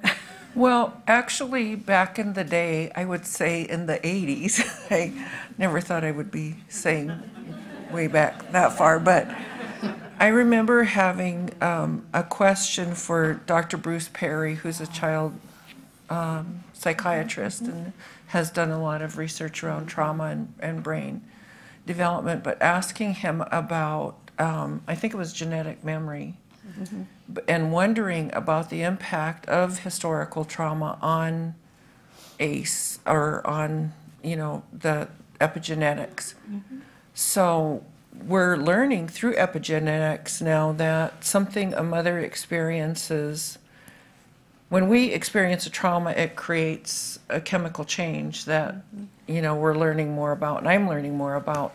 But that chemical change in our DNA can then be passed on from generation to generation. So in a sense, like the person in the slide talked about with his parents, he not going to boarding school, but that they had that behavior that was learned from their parents.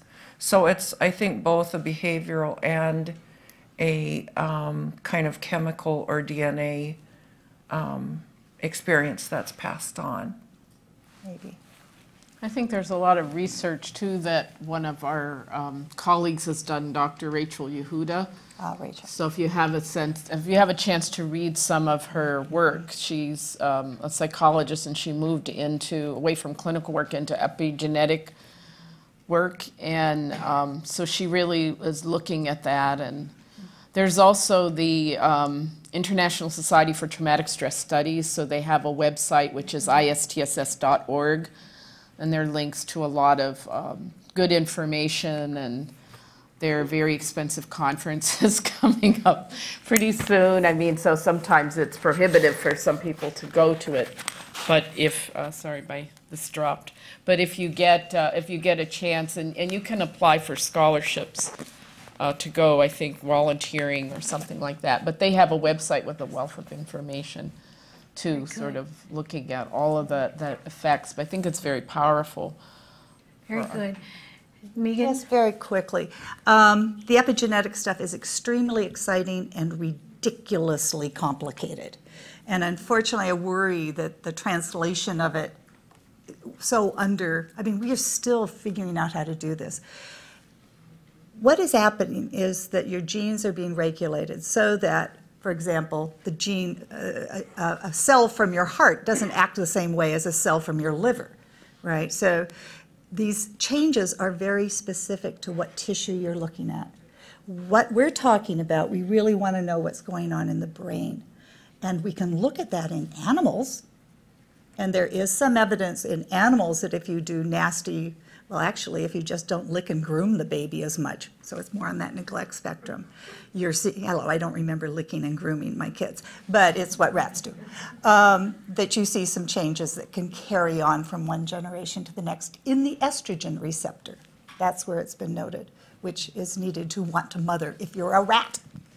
In humans, we have to take blood or cheek cells. So we're looking at changes in cells that are way far from the brain. And they aren't always correlated with what's in the brain. So it's very, very dicey to make some big, broad conclusions.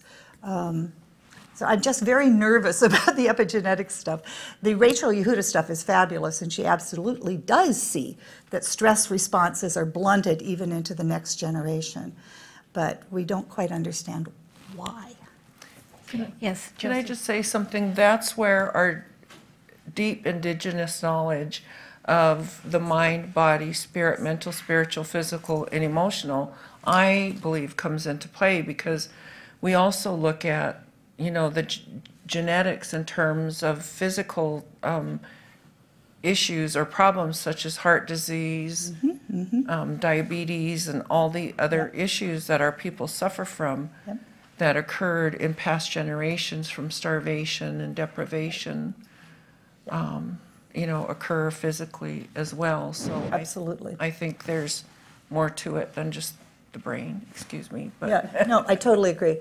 And what you're talking about is what we understand from evolution and for survival for a long period of time, periods of feast and famine and so on. I totally, completely agree. And I also sort of heard you saying, you know, you don't need to wait for science.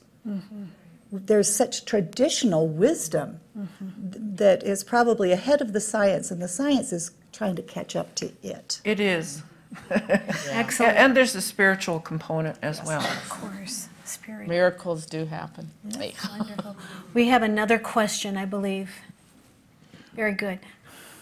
There is a tendency for people that study trauma to be locked in a silo and not pay attention to resilience.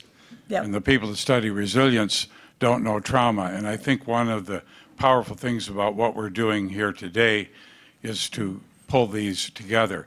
And really, epigenetics pulls them together because it explains how we reset stress systems so they go awry, or how we use neuroplasticity to develop resilience pathways. So I think by pulling together resilience science and trauma science with the neuroscience and then the culture, we have a kind of a consilience of knowledge that hasn't existed. I have to make a comment about, I appreciated what you were saying and agree with that. There's some pushback in Native communities about talking about, you know, historical trauma or trauma in general. And what's happened is then people have jumped on what I call a resilience bandwagon. And I've seen some negative outcomes from that, because what happens is, you know, people start saying, well, we're resilient. So people in our community who do not feel resilient, they're very traumatized, they're in grief, they need to be able to talk about it.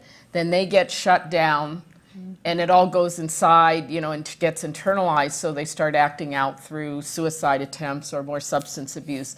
And they're more isolated because they don't feel resilient and they're not talking about resilience. So it really has to be both. It's got to be the whole picture, so that everybody's reality can be shared and validated for what their reality is and how they're feeling. And so in the historical trauma and unresolved grief intervention, we focus on our 7 laws and teaching that, what the meaning of our ceremonies was, how resilient to people we are, at the same time as how traumatized we feel and have been, and so we can work through our grief and return to our resilient selves, but to not sweep the trauma under the rug, so that then the only thing that gets focused on is, oh, we're so resilient. And it's like, but I don't feel so resilient, and So I really appreciated that, sort of bringing all of those things together. Thank you very much. We have time for one more question for the panel. Thank you.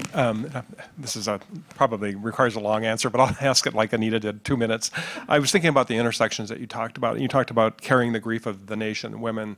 I also think about women increasingly having sort of this primary caregiving and parenting role.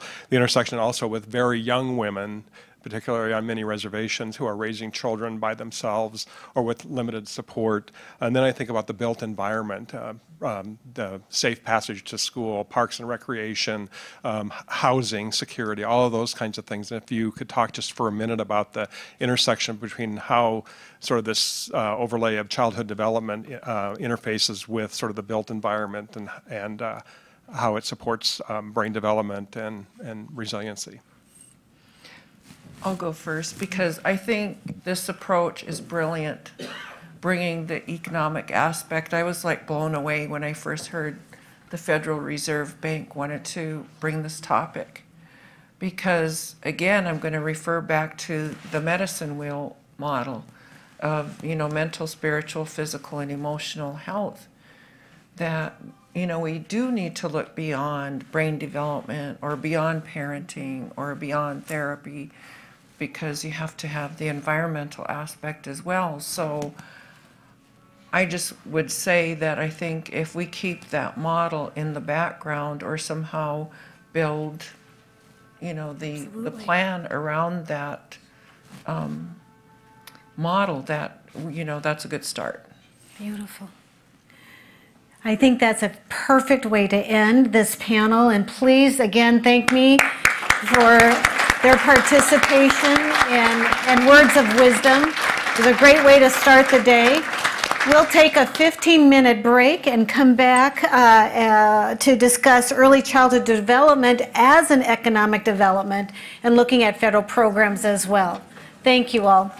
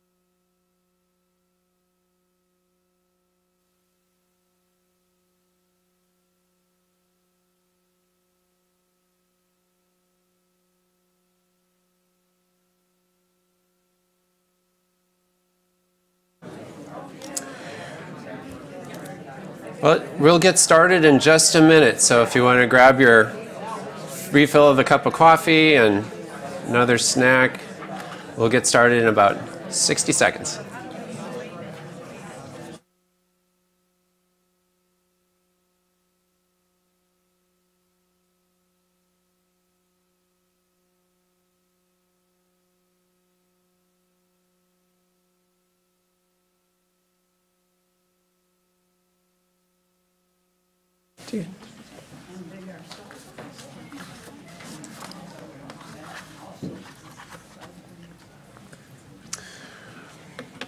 Well, great. Well,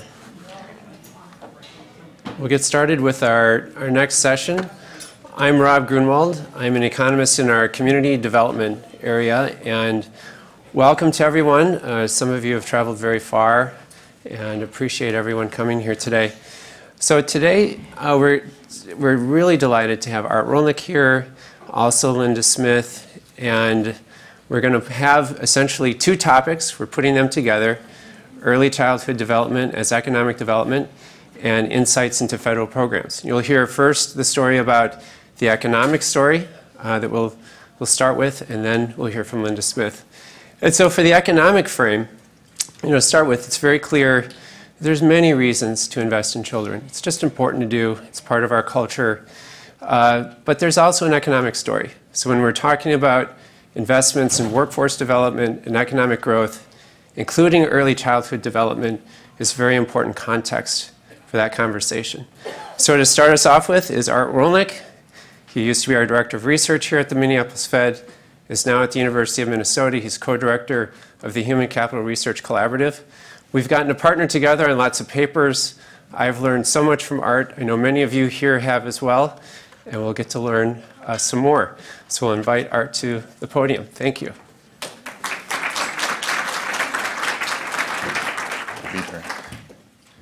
Good morning. When Rob and I are now, we've been all over the country, in fact, around the world on this issue, on the economic importance of early childhood education.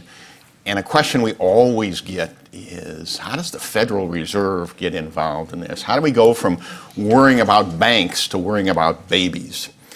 And what I'd like to do this morning would help give you some idea of the economics underlying this, is give you that backstory, but I'm going to focus then on the research. And the bottom line of the research is it's overwhelming. As you heard already this morning from these amazing talks on neuroscience and the need to be culturally sensitive to work with our parents, I'm going to get into some of the economic studies.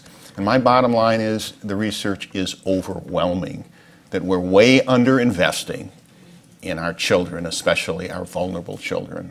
And it's time now, not 5 years from now, it's time now to do this investing. We have a lot to learn, as we heard this morning. We're clearly on a learning curve in all sorts of areas of early childhood education. But the research from a policy point of view, the research is overwhelming. So let me give you that backstory, and then I'll talk a little bit about the research, and then I'll turn it over to Rob. Word that was used by some this morning and by the president of this bank, transform the system. How would you do that? We're going to have a suggestion to do that. In fact, more than a suggestion, as Rob will talk about, transforming the system so that all our children succeed. Backstory, 15 years ago, I happened to be working, I was actually at working lunch, and I heard an organization called Ready for K. An organization was founded by the former governor of this state, Al Quie, and the former mayor of Minneapolis, Don Fraser, and they were making the case for early childhood education, but it was a moral argument. It was saying it was the right thing to do. I didn't disagree with that, but I said to them politically, you can make moral arguments for investing in K through 12, for investing in higher education, for reducing crime, for cleaning up our environment. You can make lots of moral arguments, but policymakers have limited dollars, and you have to make the argument as why this would be a good investment. In other words, you have to make the economic argument. I tell people that was my mistake because they didn't disagree, and they asked Rob and I to come on the board and do the research. And I tried to explain to them my expertise was pre-Civil War banking. But it was hard to say no to these guys, and Rob and I then went and did this research. So now, when I say we did this research, we went to what existing literature out there, and we took an economic lens to it, okay? And again, our bottom line, more specifically, is that we found an extraordinary economic return, a return on investment, an annual return on investment that made it clear that we were underinvesting.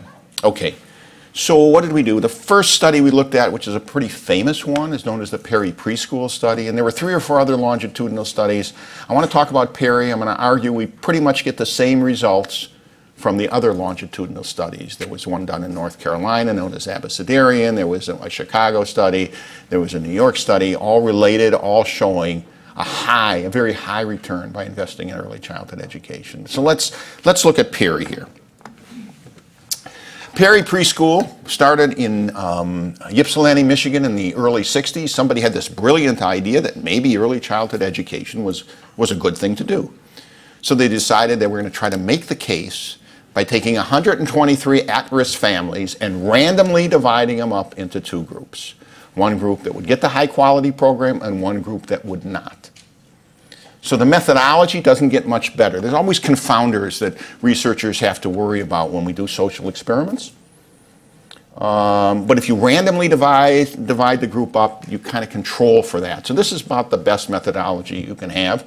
So 123 at-risk families, roughly half get the high-quality program and the others, the control group, nothing. So what's high quality?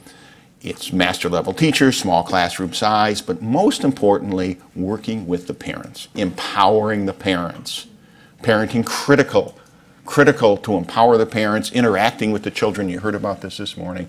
So that was Perry Preschool. At the time, sort of the Cadillac, what we knew about early childhood education.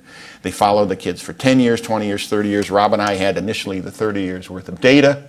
Initially, actually, Perry Preschool didn't look very successful. They looked at IQs in the first 10 years, 10 years after the study and they found that the IQs went up for the kids in the program relative to the control group, but by the 3rd grade, IQ was just a little bit above the kids that were in the control group. And so when you hear about fade out, a lot of people point to Perry Preschool after 10 years, a failure. However, 30 years later, when we look at outcomes, the kids that were in the program were much less likely to need special ed, were much less likely to be retained in a grade, were more likely to be literate by the 6th grade, graduate high school, get a job, pay taxes, stay off welfare, and the crime rate between the 2 groups goes down something like 50%. These look like pretty good benefits.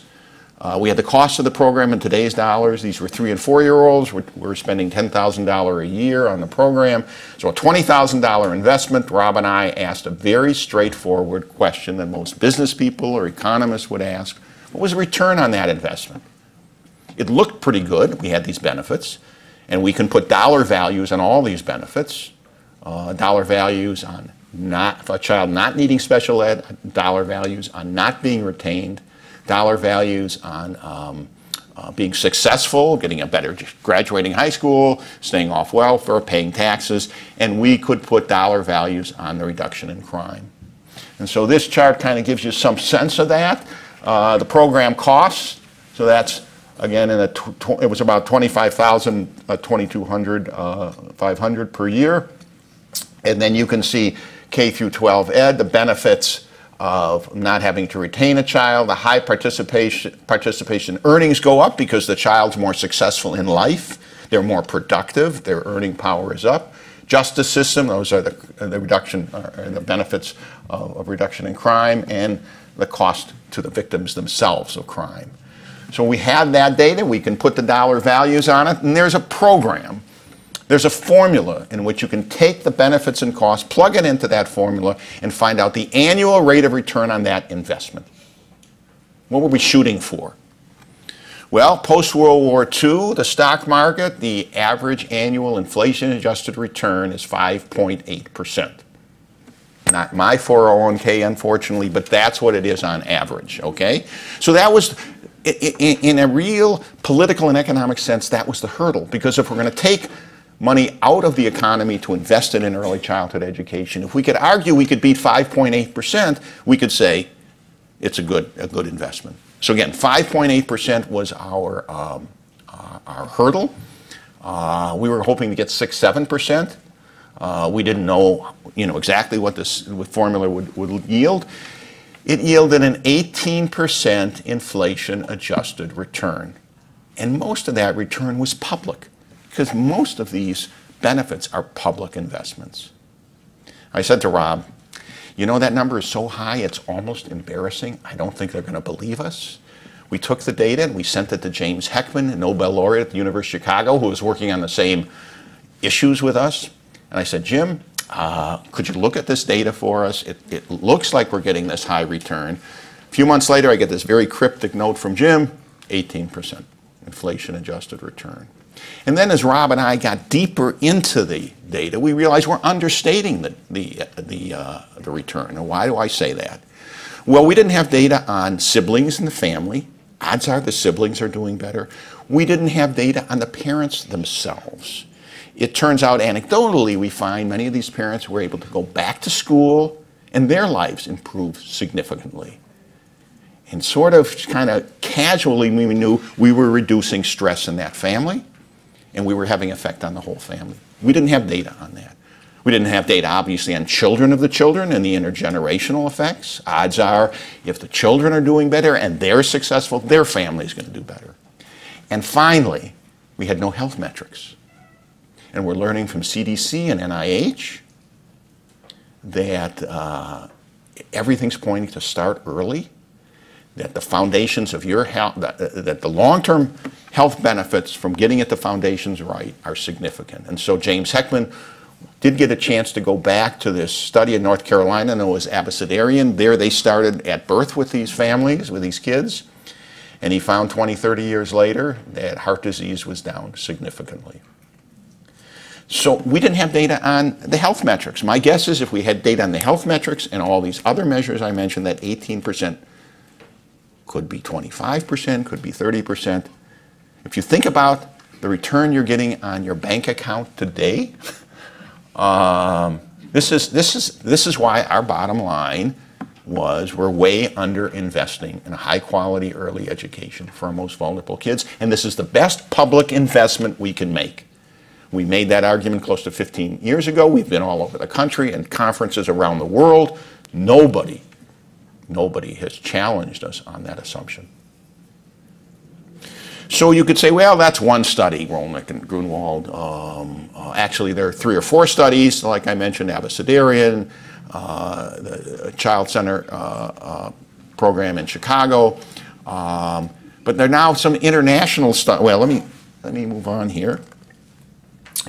In Perry, we found 16-1. In Abecedarian, we found 4-1. Chicago Child Parent Study is 10-1, and this is the New York study. That's a prenatal early infancy study. We find 5-1. All of these understate the benefits, all of them. And all of these turn into very high returns.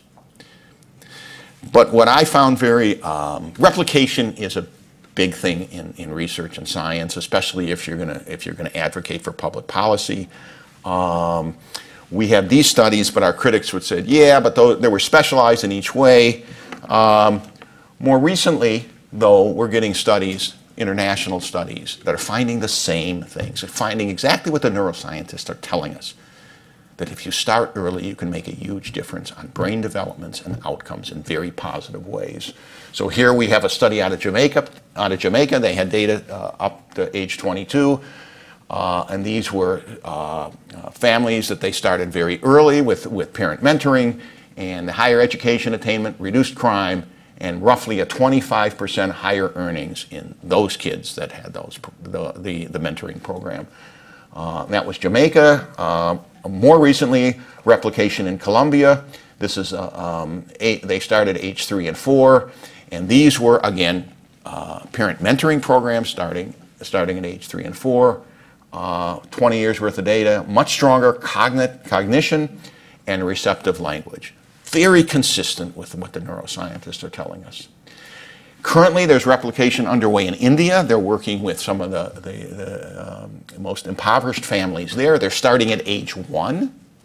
We're getting some anecdotal data yet. We don't have the hard data yet, but we're finding, again, significant returns, significant implications for our children whose parents have these kind of mentoring starting early. And when I was told in these rural communities that the parents didn't talk to their kids because their kids didn't talk till age 4 or 5.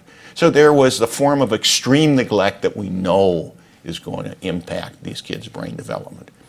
So the intervention there is with the parents again at the very early stage. They're working on, these are very poor families, but they're teaching them how to make toys, and making toys and working with the children and making the toys and interacting with the children, and getting, it looks like they're going to get incredible results out of that study too. So again, I said the research is overwhelming, that we know how to do this, that we need to take this research and take it to the policy arena. And I'm going to turn it over to Rob to talk about where we went next with our first essay was high return, great public investment. But we don't want to leave you there. It's one reason I'm at the Humphrey School of Public Affairs, because it's a public policy school. How do you take this research and, as Neil Kashkari said, transform the system?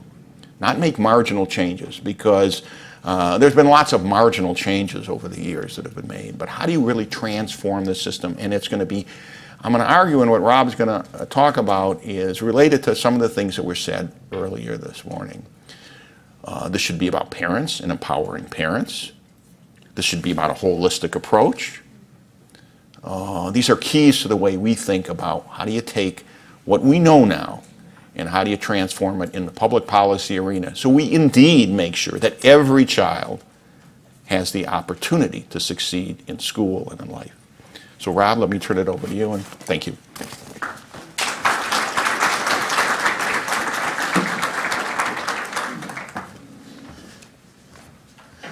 Thank you, Art. So as Art mentioned, from the body of research in early childhood, we've really just started in describing some of this research, but the longitudinal studies are very helpful to get a sense of what those long-term benefits are. So when we translate some of that research to what we want to do in practice, the key theme is we want to first make sure that we're targeting our most vulnerable children and families. Here, prevention dollars are going to be more effective. We need fewer of those dollars relative to what we need in remedial programs later on, and that our continuum of early childhood services is starting as early as prenatal. Thinking about prenatal through those early years and into the first few grades of elementary school. The investments that we're showing, even those where a child is going to a center, to a program for maybe 40 hours or more during a week, those programs are successful, and is consistent with that success is that they're empowering parents, that parents understand what is happening in those centers, that they're reinforcing the child developmental milestones that are happening within the center, they're communicating with parents, parents are able to extend that learning into the home environment. And assessing and improving quality so that we have systems to be able to understand how our programs are doing for kids, and to be able to provide pathways towards that quality. So we've talked a lot about different types of early investments, from home visiting to quality early learning centers. In a lot of our states, we have quality rating systems. In Minnesota, we have Parent Aware, which is a system to be able to help rate the quality of all different types of programs, but also to provide a pathway for those programs to improve their quality and to educate parents on how to better shop for that quality.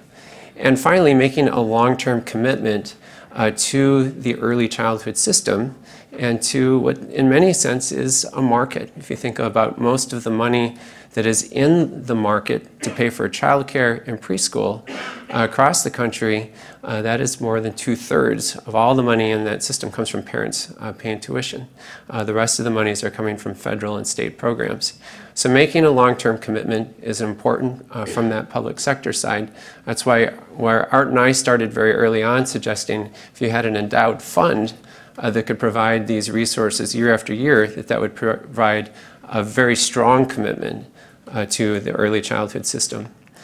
So back in 2005, Art and I wrote a paper. This was inspired by Art. I will give Art credit to this because he came and said, you know, let's as economists come forward and offer some ideas on how to invest in this system. And we recognize that for childcare, early learning programs, preschool programs, that it's a system that is akin to our higher education system. There's public programs, there's private programs, a lot of money being paid for tuition, there's public money in there too.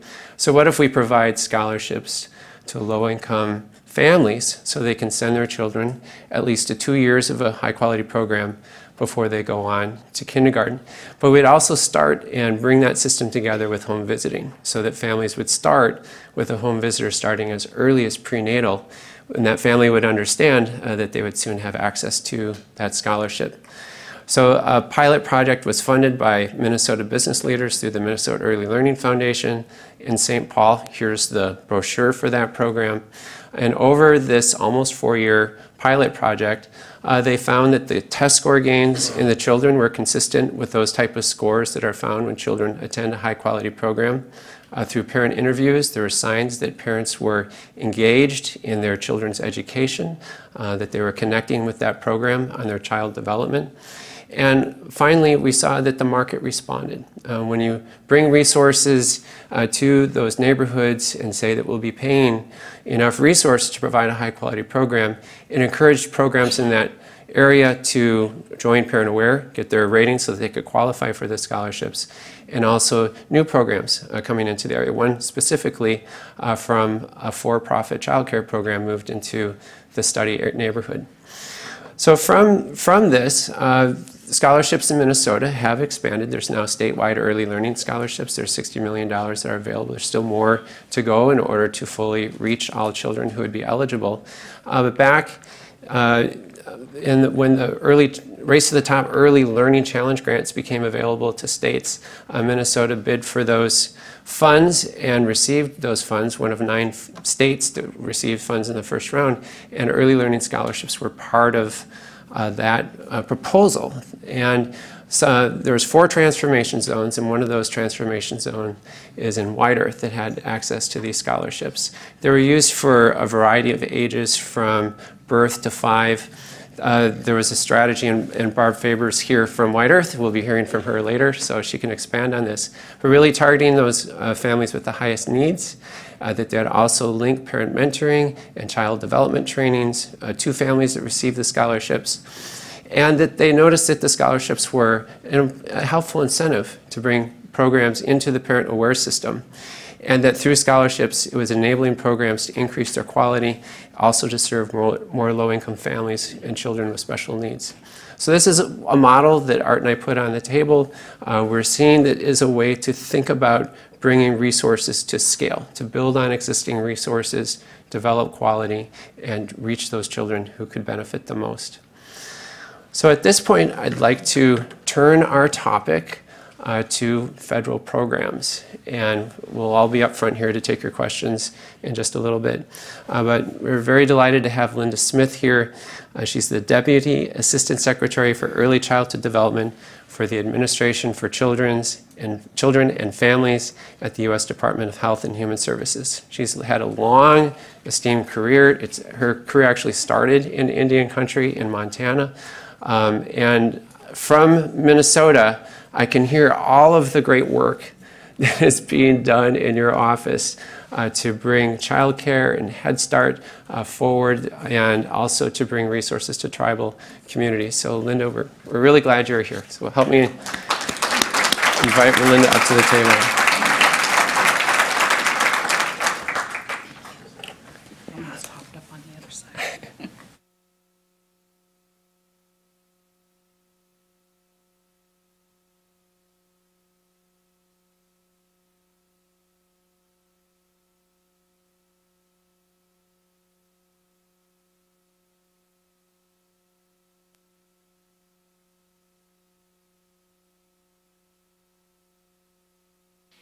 There it goes. Sorry. Well, I can't tell you how happy I am to be here. This is just, I can get even emotional about being at this conference for all of the meaning that it has to me personally. As Rob said, I started my career on the Northern Cheyenne Reservation so many years ago in early childhood, and it feels like it's coming full circle to me. So I was asked to come here and talk to you about two things: recent developments in on the federal agenda and any initiatives that we have that moving forward in early childhood and their applicability to the Native American communities. Before I get off on that tangent, though, I hopefully want to help everyone in this room understand how important and how significant it is that these two gentlemen are here and are in your corner. I don't know of two people in this country who can help us elevate the issues around early childhood, and especially in Native American communities, than these two people. So Art and Rob have been friends of early childhood for a long time, along with Dr. Heckman in Chicago, who have helped us take this issue out of our little sort of inner circle of early childhood people and elevate it to an economic development issue and a much broader and important issue for this country. So my hat's off to them, and I hope that this community takes full advantage of what they are starting here today. So again, thank you. Because early childhood is an economic development issue on so many levels, but very importantly, we start out by knowing it's a workforce support. In order for parents to go to work, they need childcare, and it needs to be good if they're going to be in it. I think it gets to be that simple. So it's that, but it's also a workforce preparation, because if we don't do this right in the birth to 5 years, we spend millions and billions of dollars making up for what we didn't do in the birth to 5. So the educational implications of early childhood, just you've heard them, they go without saying. So in so many levels, this is exactly what we need to be doing right now. So what do I do? Obviously, at the Department of Health and Human Services, I have the oversight for Head Start, early Head Start child care, the Tribal Home Visiting Program, and their new early Head Start child care partnerships. And I will tell you that what we've been trying to do over the last 5 years has been primarily, came out of the work that we were doing within the tribal community. When I first got into this job, I had a background in early childhood, obviously. I did not have as strong a background in home visiting. So the first trip I made out on the job was to look at one of our tribal home visiting programs. And during that visit, I said, well, I'm here, I want to go see Child Care and Head Start. Some of you have heard me tell this story. And so we went to the program, and it was one building, Head Start on one end, Child Care on the other, and in the center was a kitchen serving both programs and doing the child and adult care food program, but only for Head Start, because the child care program wasn't in the child and adult care food program. So I went to the Head Start program. It's great early childhood program. Looks like everything you want to see in early childhood. Go to the kitchen, they're fixing the snacks for the children. The children on the Head Start side were getting fresh fruit and everything you want to see in a snack. On the other end of the building, going to the child care, were just crackers, and not crackers and water quite, but just about. And I was like, okay, why not? Well, because they're not enrolled in the program for a variety of reasons. So I get to the child care end of the program, and the program was very stark. Everything you don't want to see in early childhood. No equipment, a table, some chairs, a couple of boxes of random toys, no chairs, I should say. Children were actually laying on the floor. You talk about the Romanian orphanages earlier and some of the things going on. That's what that looked like to me. And I was appalled because both of these, all three programs were federally funded. Head Start, Child Care, Child and Adult Care Food Program. So how could we have such dramatically different things going on all under the umbrella of the federal? Didn't make any sense to me. So we went back and we posed that question, and I think out of that visit grew just about everything that we've done in early childhood. We need to figure out how to break down the barriers between these programs and get children served, and served at a higher quality level. There was no point anymore in putting more bad childcare out there, just no point. And we knew that from the research. So we took that task on, and I will tell you that out of that came what we call the TELI project, and you've got that in your handouts. And I'm going to talk more about that later on this afternoon. But the whole idea of the Tribal Early Learning Initiative started everything that we did in early childhood in ACF. How are we going to break down these barriers between these programs? What do we need to do to incentivize people to come together and do what Art and Rob were talking about, which is a whole child strategy? That is the hallmark of Head Start. It needs to be the hallmark of everything we do everywhere in early childhood. So we took that on and we came up with the TELI. And it is, so we've had this vision, if you will, of how are we going to get the same level of quality of services to all children that we provide in our Head Start program. The second thing that happened to me along with the TELI visit was a call from a friend in Florida who said to me, you know, Linda, there's a training going on down here and it's sponsored by Head Start, and I have childcare people who need that training, and Head Start says they can't come because it's a Head Start only thing. And I was like appalled at that. So even our workforce strategies we weren't opening up to what we know is one of the biggest barriers to high quality, which is the workforce, the quality of the workforce that we have. So those two things combined, and I mean, we just had to make changes. So the goal became to break down these barriers, to create a more seamless system of early care and education, and above all, to improve the quality of care for all children in this country, but starting with those most in need. And you saw that up there on the slide. So we did set about that. We did start working on the President's Early Learning Agenda and a Birth to 5 strategy, a continuum beginning prenatally with home visiting as the entry point into our services, moving on into child care, early Head Start, and on into the schools. And so that became the challenge of how to balance all of these things. I want to talk a little bit about policy at the federal level and how we do that, and how we actually did this, because I always say to people that there is no single solution to a complex problem, and that's what we have in early childhood. It's a complex problem, and there isn't going to be one answer to it. And the challenges before our tribal communities are going to be even more complicated based on what we heard this morning. So we have to start thinking in a different way about how we take on the issues. And I think one of the things that I've told the staff in Washington, I said, think of it this way. What are the components that we need in an early childhood program? Think of them as balls. And then think about pushing them all uphill at the same time. You're one person and you're trying to keep all these balls moving forward. And that's been our strategy, is we have multiple balls. So we needed to look at financing, we needed to look at curriculum, we needed to look at the workforce, we needed to look at a whole bunch of things. Basic health and safety, by the way. And how do we keep moving all those things at the same time? So our strategy was sort of that. How do we do that? How do we take any opportunity that presents itself and turn it into something? If you go to that old saying about if you get lemons, make lemonade, we took that very seriously. And so how do we keep anything that came along at the federal level, how do we jump on that and make early childhood a part of it and move it forward? And I think we've had some success in that. So what do we need to change policy at the federal level? I'm going to go through this, and then I'm going to talk about the individual programs a little bit and where we are. But I've said repeatedly in my life that we need 3 things, and we talked about them a little bit. In fact, we saw all of them just in what Art and Rob said.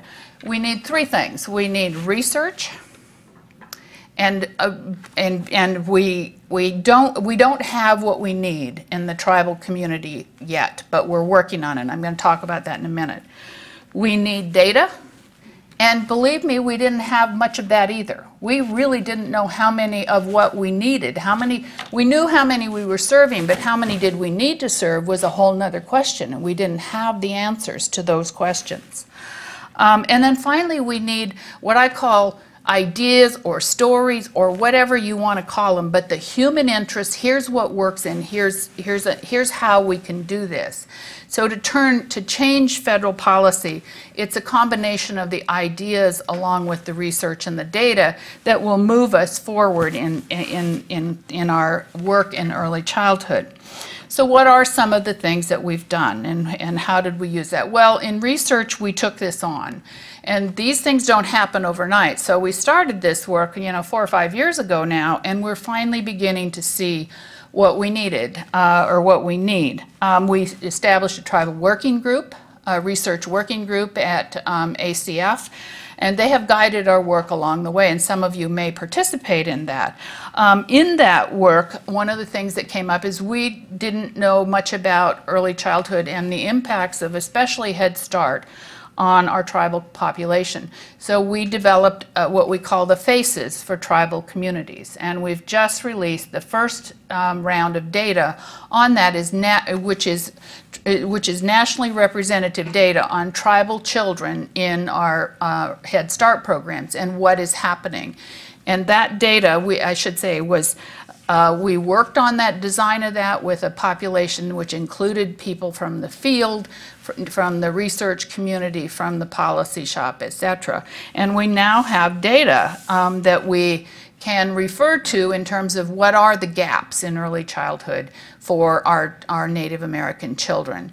And there are some, and we now know that. And so we're gonna take that on. So what is it that we know about that? Well, one of the things that we know is that in terms of their social skills and their behavior problems, their Native children are in much better shape than their peers. That isn't a surprise to me, and I don't think once you think about it, it would be for you either. Where they are lagging behind, obviously, is in some of the receptive and the vocabulary and the math skills area. So we're going to have to start paying attention to our curriculums in our Native American population and in our Native American programs. And why are our children not measuring up to their peers in those areas? And if you want to, I can refer you to where you can see the results of this. And I was thinking possibly we could be doing some webinars for you all if you would be interested on that topic. But we're learning more on that. Other areas of concern that we found through the FACES is the number of children who are either overweight or obese. That is 42% of our tribal children in our Head Start program, which we really need to look at the health implications of that and what we can do about that.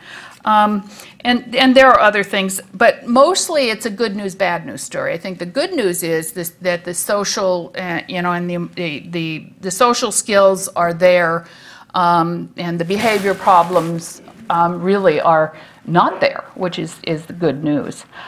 So it's one of the things that we've done. We just recently had one of our research arms look at the ACS, the American Community Services Survey, American Communities.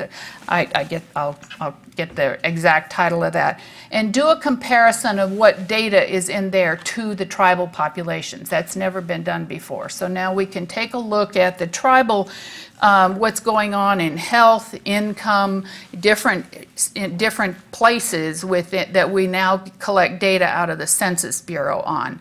And we can take that data, look at it, compare it, and think, here's where we have problems, here's where we may need to focus. And as you move forward with this initiative, you need to take a look at that. It'll be published very shortly here. And I think it's excellent data that that will help us in our efforts around the research area. So we did take on the research piece. Another thing that we did was we've been promoting developmental screening in all children. We did do a study of use of how we can take a look at one tool, the SWIC, screening instrument in tribal populations to see the validity within the tribal community. We've got more work to do, but I think we're going to take the next step with that now and validate that study in tribal communities, because we want to make sure that how we're measuring our children take into consideration all of the factors that we've talked about this morning. What's unique, what's culturally relevant, what do we need to do to modify these instruments? So that work will continue. The tribal home visiting program continues, and it's a very positive thing for us. We have now got the results of the first evaluation study on the first cohort of tribal home visiting, and the results are good. We funded 25 grantees. The sad news is we funded 25 out of over 100 applications. So the money, we don't have enough money. We need more money to do do the home visiting program universally in our Native American communities. That's a subject for the end of our conversation. We just released two totally new grantees, but some of the things that I can share with you, I mean, we have reached close to 2,500 families with our tribal home visiting program now, and conducted over 35,000 home visits. And what we're learning from that, and it relates to some of what we heard this morning, is that we are able to increase the number of prenatal visits in the first and second trimesters within the population served, which, as we all know, is very critical to healthy pregnancies. We've reduced the rate of substantiated child maltreatment in the populations where we have home visiting programs. So we know that we're getting what we need from that program, but it's just scratching the surface. We need more money. So on that front, though, we're continuing to make progress, and our home visiting program has shown us the way forward in so many ways, in so many areas, and it's been an important investment for everyone. The next thing I want to talk to you about is, just generally speaking, what we've been trying to do with the whole issue of the birth to 3 population. And many of you know about our early Head Start child care partnerships. And they are enormously important, not just to tribal communities because they are that bridge between these 2 programs, but to us as a nation, for one simple reason, and that is because they are hopefully helping us understand the real cost of doing this. And the problems that we have, the barriers that we all need to face, are that we are not funding these programs in a way that buy us the quality we need. And as evidenced in that program that I described earlier, that first one that I visited, we obviously were funding that Head Start program well. Child care, not so much.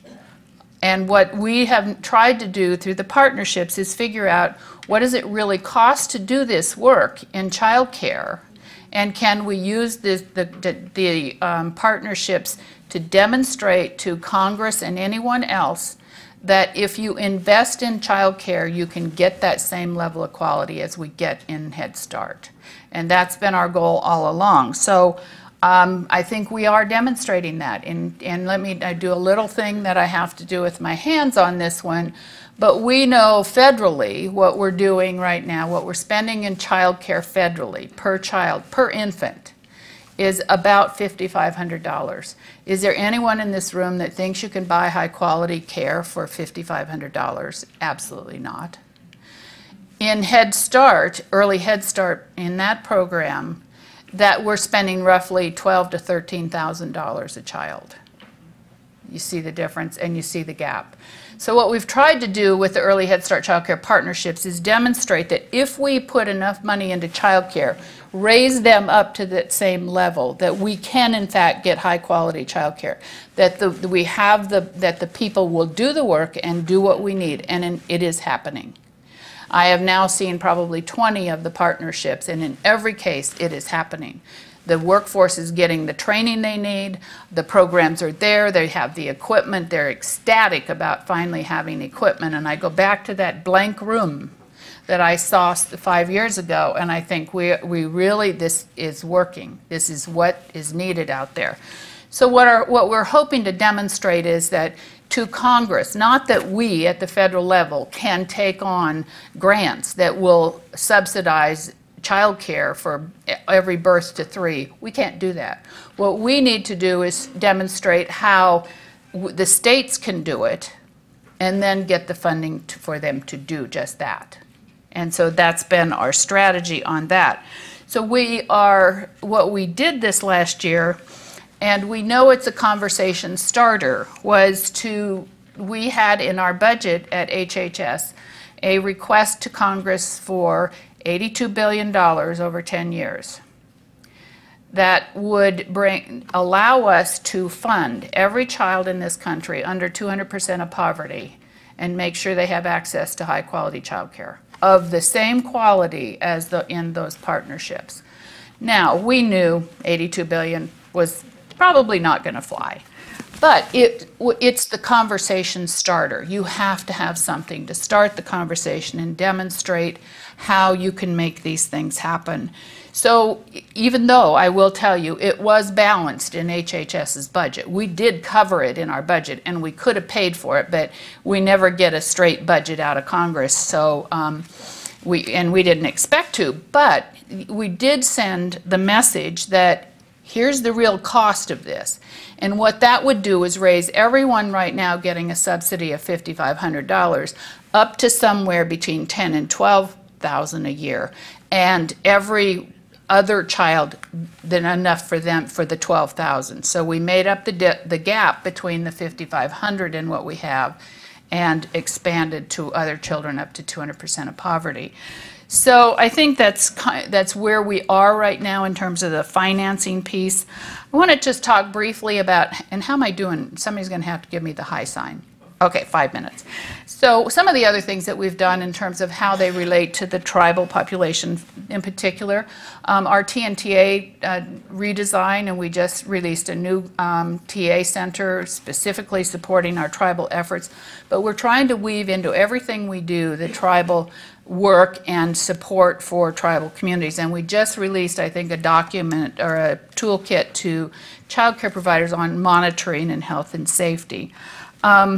The two biggest things I'm here to say, and I'm still alive to announce it, the two biggest recent initiatives have been that we released, as some of you know, the new Head Start performance standards about a month ago, and just last week we released a new child care regulation. So what does that mean to this population? Well, everything that I've been talking about, we did everything we could in these two regulations because they were moving through at the same time to align them so that there's, if they are not the same, they at least do not conflict. So that there should be no more of this, well, I can't serve those child care kids with my Head Start money, or vice versa. So we've aligned these programs to the extent that we can under legislation that we have. And so that was a big breakthrough. And anybody who's ever done a federal reg knows exactly why that was a big deal. So what else are we working on? Well, the parenting. We heard a lot about it. I'm an old time. I started working with parenting education programs on the Cheyenne Reservation. And I am a firm believer that that's where you have to start. We did take this on. I say there's a lot of junk science out there on parenting. If you Google parenting, you get about 200 million responses, and who knows what's good and what's not. So we did ask the National Academy of Sciences to do a study, which they have reported to us on. No surprise, we need a lot more research because we really don't know a lot about what works. But we at least have a study, and they did identify some things that consistently need to be in parenting programs. So I would urge you all to take a look at that because I don't have enough time to go exactly into it. The reason I stood up earlier and asked the question about dual language is very important, I think, to this community. Dual language learning is an asset. It's a strength, and it's something that we need to start building off of And I know that for so long in the tribal communities, there was an effort to bury the language, you can't speak it, so forth and so on. When I was actually started working so many years ago, that we were just coming out of those years, and there was some resistance to us teaching the Cheyenne language in the program that I had. Well, I'm standing here telling you that my oldest daughter was raised in those years with me. She learned Cheyenne in the program that I had. She's, of course, lost that, but I tell this all the time because she now speaks 4 foreign languages. And I am so convinced it was because she learned to think in 2 languages as a child. And we didn't know what she was saying. I mean, it was like we'd have to call somebody up and say, can you translate for her? Tell me what she just said to me. But it's important, and language, and that's why revitalization of our native languages is just critical to everyone in this room, and we need to invest in it. I think I put some things in there that talk about our work from ANA, our Administration for Native Americans, where we're trying to support that work. And we supported it in the Head Start performance standards if you get to study those. The final thing I want to talk about then is what the work that we're doing now, and I saw Terry is here, and he's part of a work group that we've had where we've been looking at the issue of substance abuse, especially NAS babies and FAS babies. And, you know, I saw this on a tribal visit I made last summer where we had, we are having a lot of babies born that babies are addicted. And we are going to have to deal with this. Now, I would say to you that I came here from Milwaukee and was talking to people in Milwaukee, and they're saying they have every bit as big a problem there. The opioid issue is a huge issue for our country. What we don't know is how our programs are going to support these babies and what they need to make sure that we do the best that we can for these children as they come out of hospitals and get through withdrawal and they come into our early Head Start or our child care programs. What do our workforce, what does the workforce need to know to support these children is what we are struggling with. We will be putting out a policy statement on that, I think, in the next couple of months, trying to help with what we can to give people ideas. So I think those are the big things that we have been working on. I want to close with I guess where I started. I think that what we have got to do, somebody said, what are we doing for quality? Everything we're doing is for quality. There should be no federal money spent on bad care. And, you know, I am a believer in that. Sometimes that's a painful decision to make because sometimes it may mean that we don't serve as many. But serving a lot of kids poorly is not a goal that we all should support. Serving a lot of kids well and then fighting for the money to get more because we can show these outcomes is where we need to be headed. So that's been everything that we have been working on. But the goal is the same. At the end of the day, we want every child in this country to be in high quality care. And I especially want every Native American child in it. So I think what we have to do is we've got to take this on. I applaud you for that. I am really excited about the idea and just the opportunity to do what we heard earlier, which is to transform a system. And you all can be the model for this country. I say this kind of frequently. The sad part of it is that one of the reasons, and we're going to talk about the TELI, that it was easier to do the TELI project in tribal country is because we could just do the TELI and we didn't have a lot of other interference. And I don't mean to sound like I don't appreciate states, but there's a whole factor involved when you get states involved. That you all in tribal programs have an opportunity to really look at these things very cleanly and to really put together something that can transform things for tribal communities and help us understand how to do it for the rest of the country, which is what we're learning out of what we've already seen so far. So I thank you all. Thank you, Rob and Art and everyone doing this. And good luck, because it is really needed. So thank you.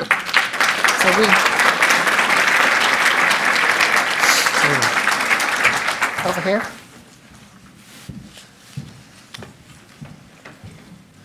We'll take the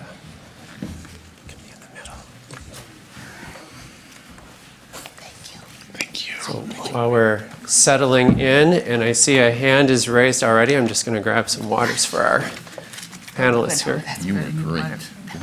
Thank you. I felt like I was rushing through everything. Let's go to our friend here. Good morning. Thank you. My name is Gail, and I'm with Gila River Indian Community, Tribal Education Department. And what I heard was that no one has challenged you so far regarding the research, Art, that you had mentioned. But my question is, you know, and I understand the tele and the collaboration between Head Start and child care that's happening on our reservation. The problem and the difficulty we have is hiring qualified staff for our programs because there is not enough money for that. Even though research tells us there should be more money available. And so what are some more of our options for hiring somebody other than a parent for these programs, someone with a degree? I can take that. Are you doing a partnership? Yes. Yeah. Actually, you should be moving your people towards at least the CDA, correct? I mean, you're doing that. Yes. And we've seen enormous success with that effort of starting people towards, you know, on a pathway towards a degree. In this country, we don't have enough degrees to meet the need that we have. So we have got to create it. And I think what we put out is a pathways document and pathways are the in thing at the federal level, the Department of Labor, everybody's into career pathways. Well, for us, it's a real thing. And it is what Head Start did, by the way. They started with nothing, went to CDA, AA, and now we have close to 75% degreed teachers, 96% AA degreed teachers in Head Start. So it's a pathway, and we need to start getting people on it. And part of the financing piece, why we need the $82 billion, is we've got to figure out how to pay these people. If we get them CDAs and AAs and degrees, we can't keep them at minimum wage. And so the $82 billion is that financing piece is what we're after is how to pay for it. So I understand that there's not enough now, but we just have to start and get towards. And in the partnerships that I've seen, and I was there yesterday in one in, as I said, in Milwaukee, everyone's getting their CDA, not just the people that are, you know, doing the partnership piece. Everyone in the center is getting it, and those are good things to see. I just want to add on, we're looking for sustainability here. Mm-hmm. And for people to go into this career, they have to know that there will be funding for their jobs at a reasonable level. We want to get it up as high as we can because that's how you sustain quality. So the $82 billion number is sort of an interesting number, and I made this comment at a White House summit a couple of years ago on early childhood education.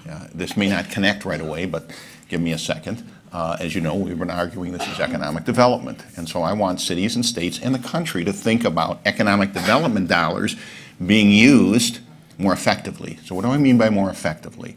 So as you may know, across this country, we have cities and states trying to lure each other's business to their community, and they spend literally billions of dollars to do this.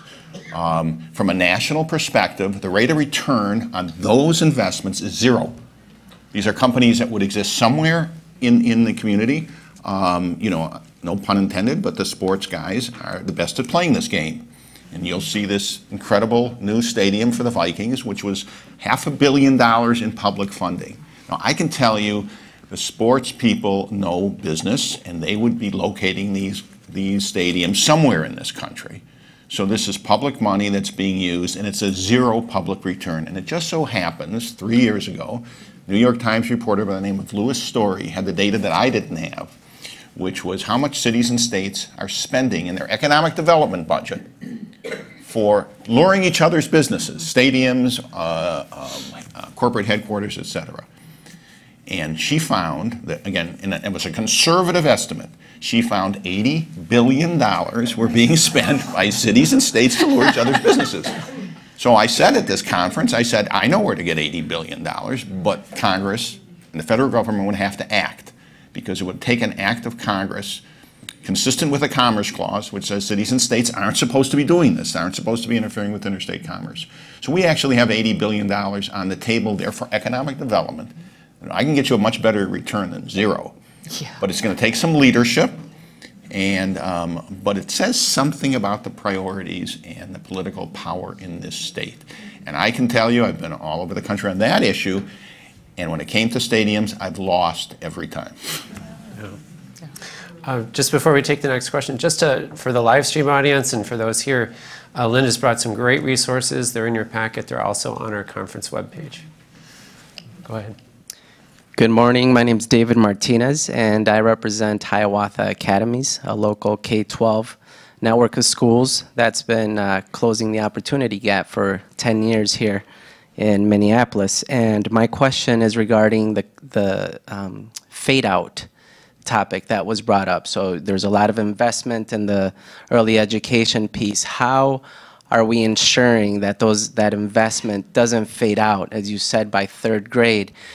Specifically by ensuring that we have a pathway, or we've begun putting the puzzle together between early education, kindergarten, elementary, high school, college.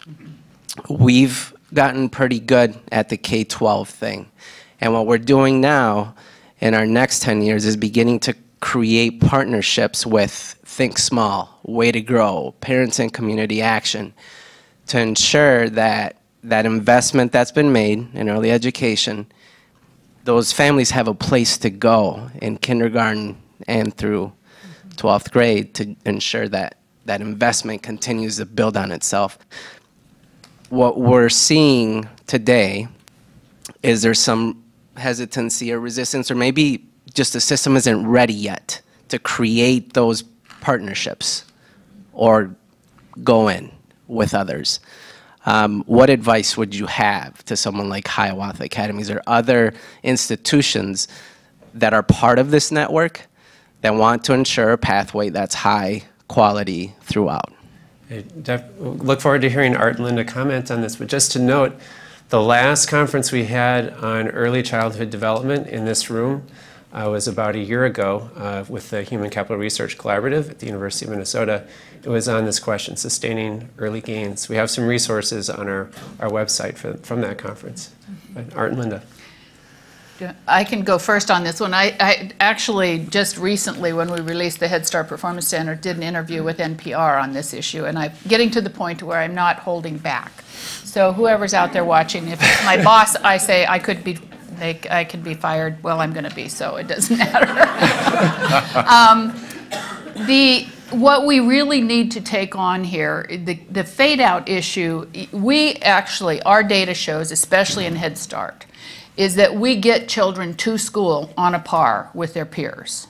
So they are ready. The question then becomes is what is happening in the K-3 years and in our public school system. Some of it we know they're feeding into low-performing schools in economically deprived areas. So we really have got to look at that. What else it might be happening is that with children, and I've actually, in my experience with the military program, had kindergarten teachers tell me after we got the military system squared around, say to me, we really don't want you to keep doing that because you're sending us children, and the ones who, that are better prepared than those who don't come out of your system, and we're struggling to meet the needs of both. And I think, so we do have this catch-up issue in our K-3 system of when kids do get there and they get into a school that's got problems, they've got low-performing issues going on, and then they've got two groups of children, one who are on where they need to be, and a whole nother group where they should be. They're not there yet, I should say. So I think the K-3 system is got to be looked at in this, and I'm not placing all the blame there, but I do think that fade out is occurring for a number of reasons, and it really has to be thought through if we really want a birth to 8 system in this country. We talk about it, we only give it lip service in reality. We have not made those transitions into the early years in our school system. So I think I was and I'll stop because I don't want to be the hog here, but I visited a school system yesterday in Milwaukee where they have done that. They have actually taken the Head Start philosophy and now pushed it up into the kindergarten and first grade years. So it's a developmental approach as opposed to a teacher-directed academic approach to learning, and it looks like it's going to be really successful. So we need to do that bridging, and we need our schools to understand, our early teachers to understand child development. So I would just add that what you heard here today is very critical, and that is parent engagement. If I get engaged parents, even in some dysfunctional schools, the pressure they can put on those schools to make sure that K through 3 is up to speed. In fact, in our first transformation zone in Frogtown and St. Paul, when we did focus groups with our parents, their biggest concern, and many of these parents hadn't graduated high school, their biggest concern was, because we asked them how were the scholarships, how were their mentors, all went well. They said their concern was K through 3 going to be as 4-star rated as good as our early ed programs?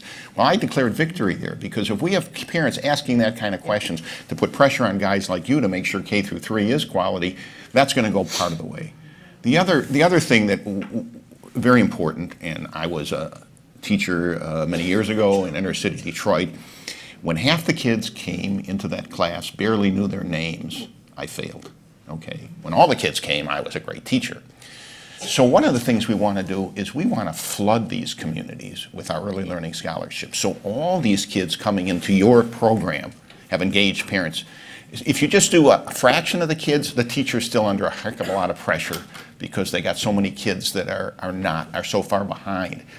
So I think it's critical to bring this to scale as quickly as we can in our most at-risk schools so that every child in the Indian country has this program. And I can tell you K through 3 is going to do a lot better. That's not to say that there can't be some reforms in K through 3, but I think a big part, look, I live out in a very well-to-do neighborhood in western suburbs out in Plymouth, and I can tell you their K through 3 programs do just fine. Okay, now why is that? Basically, there's engaged parents and these kids start healthy and ready to learn. That's what we want to replicate. I'm not saying it'll solve all the problems. I know there are some communities, I know in Detroit in particular where I'm working, there are really dysfunctional K through 3 programs. But on average, we're going to have a lot of success if we listen to the neuroscientists and get the parents and these kids healthy and ready to learn. Rob, I'm going to take a little prerogative just to jump in and say that the center also plans to do more work in this space. Early Childhood is our first conference on education in Indian country, but we do plan to graduate over time into looking at issues in K-12 and post-secondary. Great. Thank you, Dick. Good question here. Good morning. I have a question. My name is Janice, and the question I often ask is, and what are we doing for our urban Indian kids? You have talked about traveling nationally throughout. And in Minnesota, we know that over 50% of the Native population no longer resides on the reservation. They reside in the urban areas.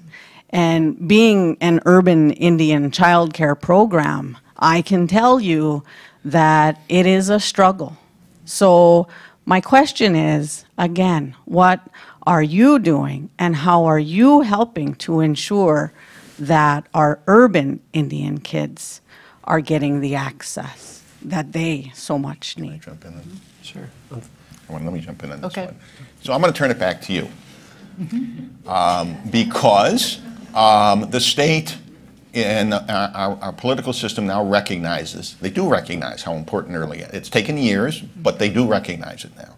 Now I need voices from the community to say, before you put another dime in another stadium, you make sure all our children that are born into poverty, that are living in low-income areas, have access to high-quality early education. They could fund it. This economy in this state produces something like $330 billion a year. When people say this is too expensive to invest in early childhood education, they have it wrong. Okay? So research is there, but we need, it can't just be guys like us saying it. We need community leaders to speak up for these children. Right now, the political system is not in their favor. These kids don't vote, families aren't engaged, so we need the leaders in the community to speak up and say, now, we can, not 5 years from now, and not just a few dollars, fully fund for all our children so they have access. And this is an urban issue, clearly, for all kids living in poverty. It's interesting you bring this up, because when we first started speaking on this, Greater Minnesota came to me and said, Roenick, this is not just an urban issue, this is a Greater Minnesota issue as well. But the same thing I say to leaders out there, we need those voices. If you don't speak up, it's not going to happen. You know, I would add to that. I was going to say exactly what Art said there. I want to throw it back to you and to the audience, because, you know, as some of you know, I've worked on the Hill. I've worked, you know, in the Senate. I've done these things. How many times have you all made the case to anybody, either state level or federally, about this issue? We know this, actually, and we're very aware of the percentage of tribal children or Native American children who are off, you know, in urban communities. And in fact, the Tribal Home Visiting Program actually is split between urban and our reservation program. So we get that. But the problem is the lack of money all over the place, everywhere. As I said, 25 of 100 programs got funded. And so what we need is for you all to make the case, because they don't listen. I mean, I can do all this stuff, but they know I've got a vested interest in this. They need to hear from everybody out there about some of these issues. And I know I see some people in this room who are active in this, but we need more voices. Just like Art said, we need them at the federal level for federal funding. We need them at the state level. So I was going to say one thing, now I'm going to say two. Many of you know of the organization Think Small in Minnesota. They have created something called the Children's Party. First of all, the ad is hysterically beautiful, cute. Make sure you watch the outtakes. But then sign up to join the Children's Party, and you will be getting emails about legislation and things going on in Minnesota for early childhood that you can then pressure your legislators about. But make sure you watch the outtakes on this thing. It's so cute. I wanted to ask you guys about the issue of absenteeism. And how do we address this both in our early childhood programs and in school? Because if kids aren't getting there, I think the statistic is astounding. You miss 5 days, and you're going to, you know, prediction is you'll not graduate. So what are we doing about that in these programs? And what might need to be done in terms of the Center for Child Development in Indian Country? And I can answer that. Actually, we have looked at this very seriously. And if you look at the new Head Start performance standards, we talk about it in there. We tried at one point, because we do know that it's an individual issue. And if those of you familiar with the old Head Start performance standards, it was on the programs to have an enrollment, I think 85% is what I think it was. But it was across the program. When we proposed making it on the individual child, and we got a lot of pushback on that. So where we ended up on it is that if a child is absent a number of days, there needs to be an automatic connection to that family to find out how and why, what's going on, so that we don't lose these kids. And so we've put a lot of emphasis on it in Head Start. We've put some on it in child care.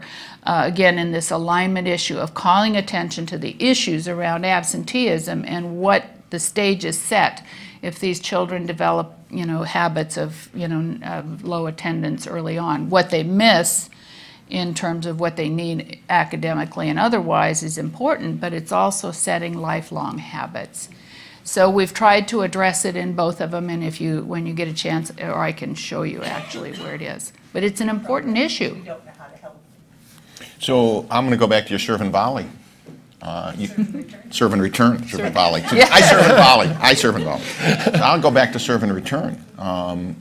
You start the way you want us to start, the neuroscientists want us to start, and I'm going to tell you, you're going to get that relationship with that parent and that child. I can tell you, if I missed a day at school, my mom was all over me. I mean, I think that you got to build it right at the beginning.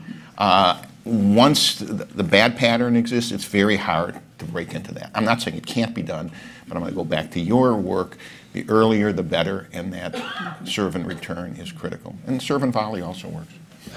You know, can I add one thing to what you're saying? And I do think that, you know, one of the things that, and I applaud what you've done and what the neuroscience community has done for early childhood, because I would say that as a nation, we get it now. The country gets the importance of the early years, but we haven't translated that into action yet. Because I see everywhere I go that everybody understands that the neuroscience is there and how important it is. So what we have to do is make these things concrete, and things like you're talking about how important these are, about attendance, about the serve and return, about reading to children beginning at birth. You know, so that's on us. I think as an early childhood community, we need to be working on that. That's something that collectively we can do. And I'm sorry if I cut somebody off. No, we're coming to noon, and we have two. We're at noon. We have time for one more question? But I do see there's 2 microphones out in the audience, so I don't want to. Oh, there's one. So we have one more question left. And just a note of supporting parents and empowering parents. It's one of the important parts of the scholarship model too, is that you're going directly to the parents, encouraging them to choose a program of their choice. And really not that we have an agenda here, but well, I don't. But our final question. And I'm sorry, I do want to jump in on that one myself again, but one thing I like about the scholarships is it eliminates the problem of people falling in and out of eligibility for public programs, which is a source of absenteeism.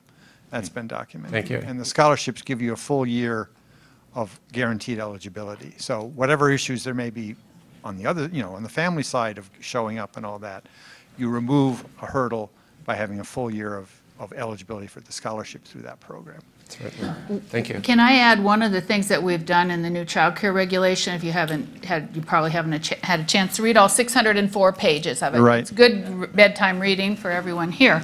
But we took this issue on, and actually Congress helped us on that. And we now parents have a guaranteed 12-month eligibility unless they go over income for an extended period of time. And it's a little complicated, over 85% of the federal. So we've tried to deal with that issue because that stability is so important, and we were wreaking havoc with our subsidy program in children's lives of them going in and out of eligibility. So for our final question, Dr. Josie. It's not a question.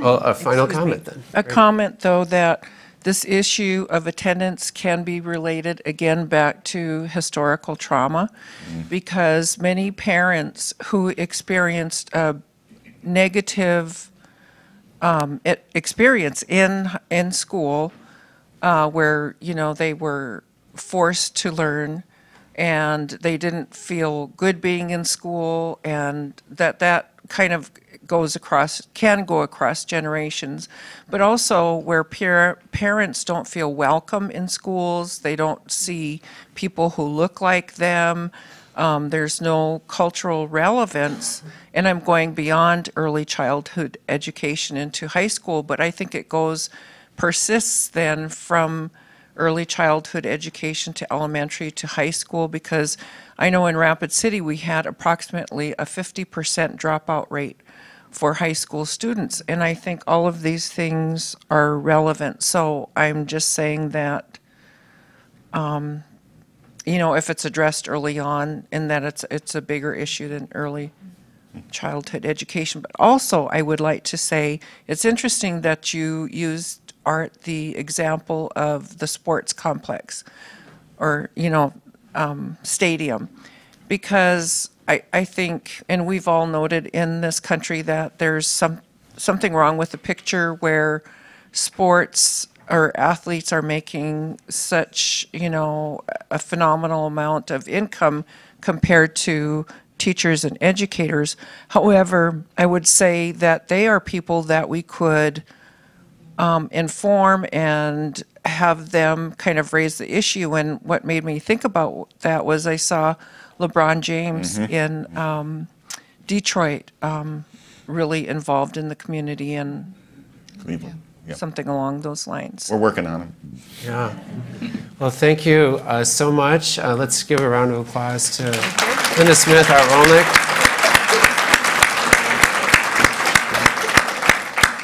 Now, the important detail is we're going to lunch. Lunch is going to be in the Reserve Restaurant, which is one floor above here.